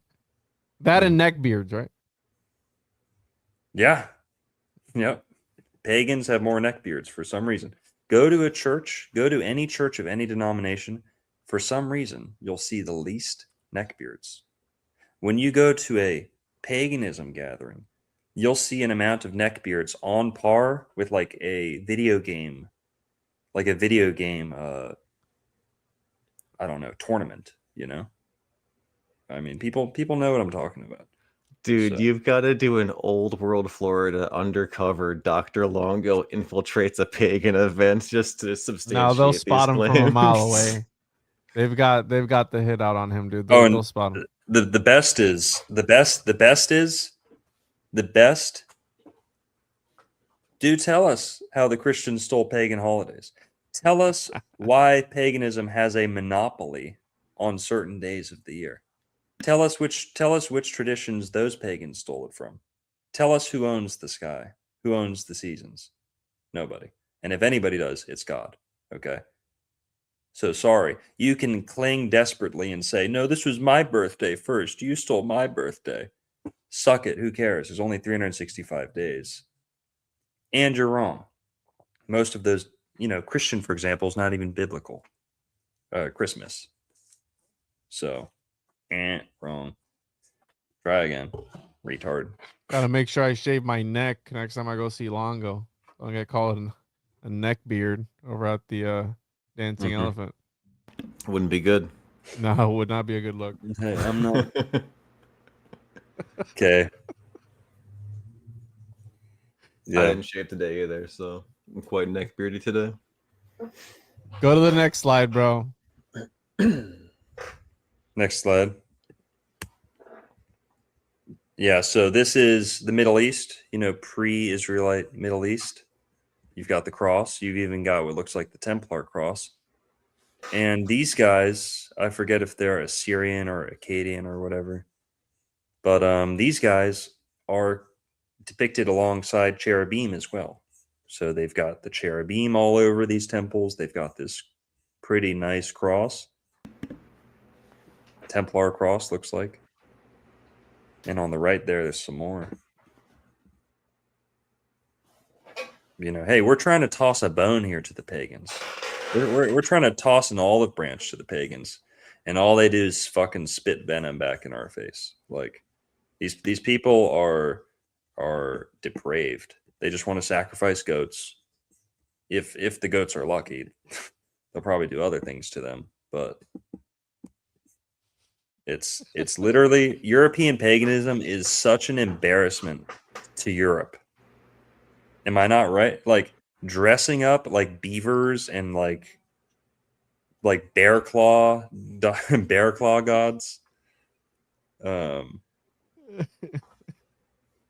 You're All I welcome. got was neck beards, Walmart FEMA conspiracy. That's what you get. That's what people. That's what the people come for. Oh my God. Oh, are they Mhm. are pagans furries too? Is that it? They are, yeah. The one of the hardest times I've ever laughed is when I saw the tongue sahur meme about how pagans just worship like memes basically. But yeah. Oh my goodness. Yeah, and Uh, go find a pagan and ask them you can be like, all right, our practices are silly, but what do you guys do? Number one, 99% of them don't do anything. They just call themselves pagan. They say, well, I take walks and I connect to nature, and I think Freya and Thor are parts of our psyche that need to be nourished. And no, you don't do jack shit. It's all theoretical. It's all like from books that you're looking at. These people are just sick in the head. It's like a counterculture thing. They're just obsessed with being against the grain. But Are they just hot topic kids who grew up? yep, 100%. So here's the Inca cross of the Andes. Daddy, chill. Yep. just chill out, dude. Got Egypt. Juan, stay out of this, all right? You and the Puerto Ricans can debate the old Puerto Rican gods. Okay, keep this between me and the fucking white pagans. I all right? I believe in you, dude. All right, this is our I'm beef. rooting for you. I'm rooting right. for you 100%. I love to see it. I love Thanks. to see it. Egypt, the cross, the Ankh, pretty connected to the cross. On the top right there, they do have like a hieroglyph symbol that's a cross in a circle. Makes sense. And then the mummies, the pharaohs, did you know that crossing your hands like this is an ancient Christian greeting? It was like an ancient sign that you were a Christian to go like that.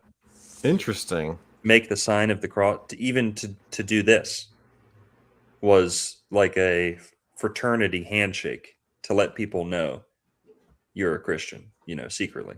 You could make the symbol of the cross. Doing that too, same thing. But doing this was another way of crossing. So, mummies. I do that at the medieval festivals that I go to. Mm-hmm. I like that. I do that all the time. You do that at the Yeah. You do that when they're dropping you down the water park tube with all your other Puerto Rican Wet and Wild, dude. water park. You ever see that South Park episode? Minorities. No. All right, never mind. China. China. So that symbol on the left there, I think they call it the Lu or the Li or Lu symbol. It's like a cross, kind of.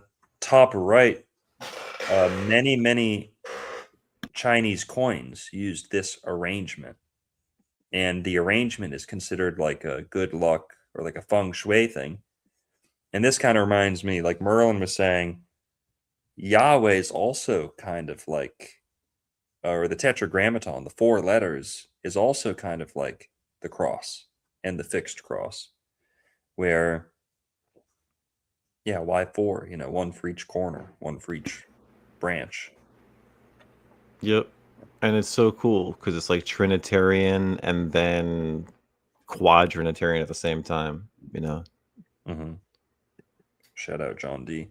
And some of these feng shui charts down there in the bottom right, you'll often see them in, you know, like a cross formation. The feng shui thing is all about being oriented to northeast, southwest. So the cross is kind of baked in some ways.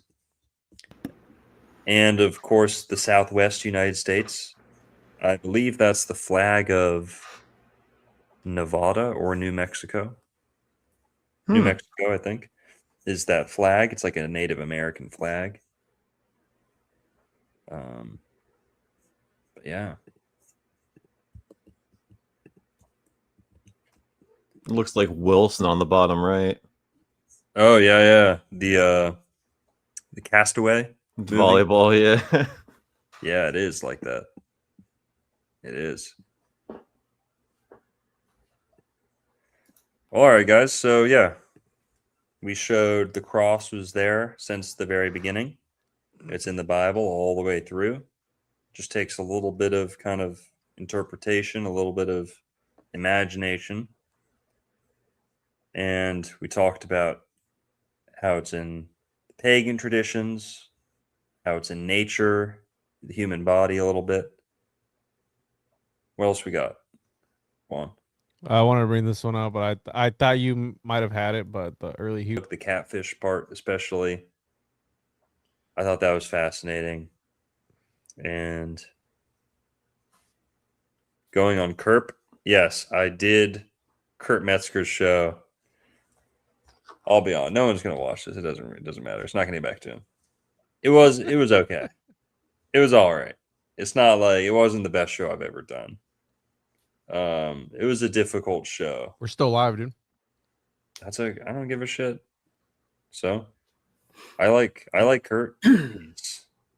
His stuff's good, but you know. That'll be out what this week? Yeah, something like that. It could have gone better. I'll just say that. We didn't talk about Florida that much. There, how about that? We didn't even talk about Florida till like halfway through. So, but I probably didn't come off my best in that one. Little clash of ideas. I don't know. Kinda. How about this? I don't do well with doomerism. I can't vibe with that. I just can't sit by and let someone tell me the world's ending a million different ways and how everything's futile and everything's fucked and everyone's corrupt. I just can't vibe with that. I gotta speak up. And I think, you might see some of that in the interview where I'd rather list off solutions than problems. I'd rather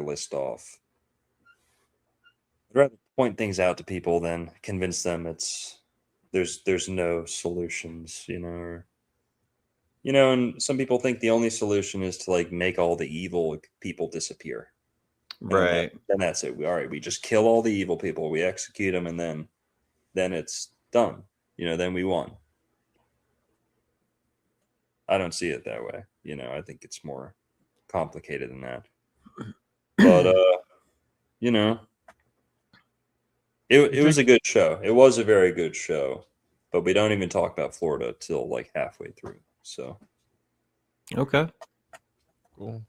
Keep an eye out for that. Are you drinking out of a plastic water bottle, bro? What the hell's wrong with you? Juan, you wish you had branded water. You wish you had branded spring water. Don't Okay. test me, bro. A good luck store. I'm gonna be doing an interview with the owner of that store. I don't know his name. Mhm. I'll be doing an episode Monday, so should be good. Shout out Chungus. Shout out Chungus. So cool. It was good. Fun. It was a pleasure meeting you, Marlon. You too, Juan. Back at you, man. Even though I thought you were a Scotland guy with an accent for some reason. Maybe you look like somebody I've seen that has an accent. Maybe it's that. I don't know. Maybe I'm confusing you with somebody else. Could be. I've got some Scottish ancestry for sure. Awesome. Yep. All right, guys. Everyone, have a good night. See you on Saturday back here with Merlin. Then Thursday again with Juan. Shall yeah. Yeah. Peace, everyone. Thanks for staying up with us. Some crackhead's getting hauled off in a. That's your ambulance. employee, dude. Go get him. Go get him back. He This works at the slave store. escaped. I don't know if you can see the lights. I don't know if you can see the lights flashing. Here. I don't know Go if bail you him can see out, the dude. lights flashing on me. He How do works we- for you. See that? Here, watch. Oh yeah. Oh yeah. It's an ambulance. Yeah. Ambulance. It's for that neckbeard you destroyed earlier. They're picking him up. You Yeah. guys want to see a dead body? That's funny. For real. Someone come scrape Carl up off the pavement. Someone. Yeah. Yeah, we learned tonight that Longo really fucking hates pagans. Like, Yeah, and neckbeards. Absolutely. Yeah. not mild opinions. All Yeah. right. We'll see you guys next week then. Peace. Peace. Later.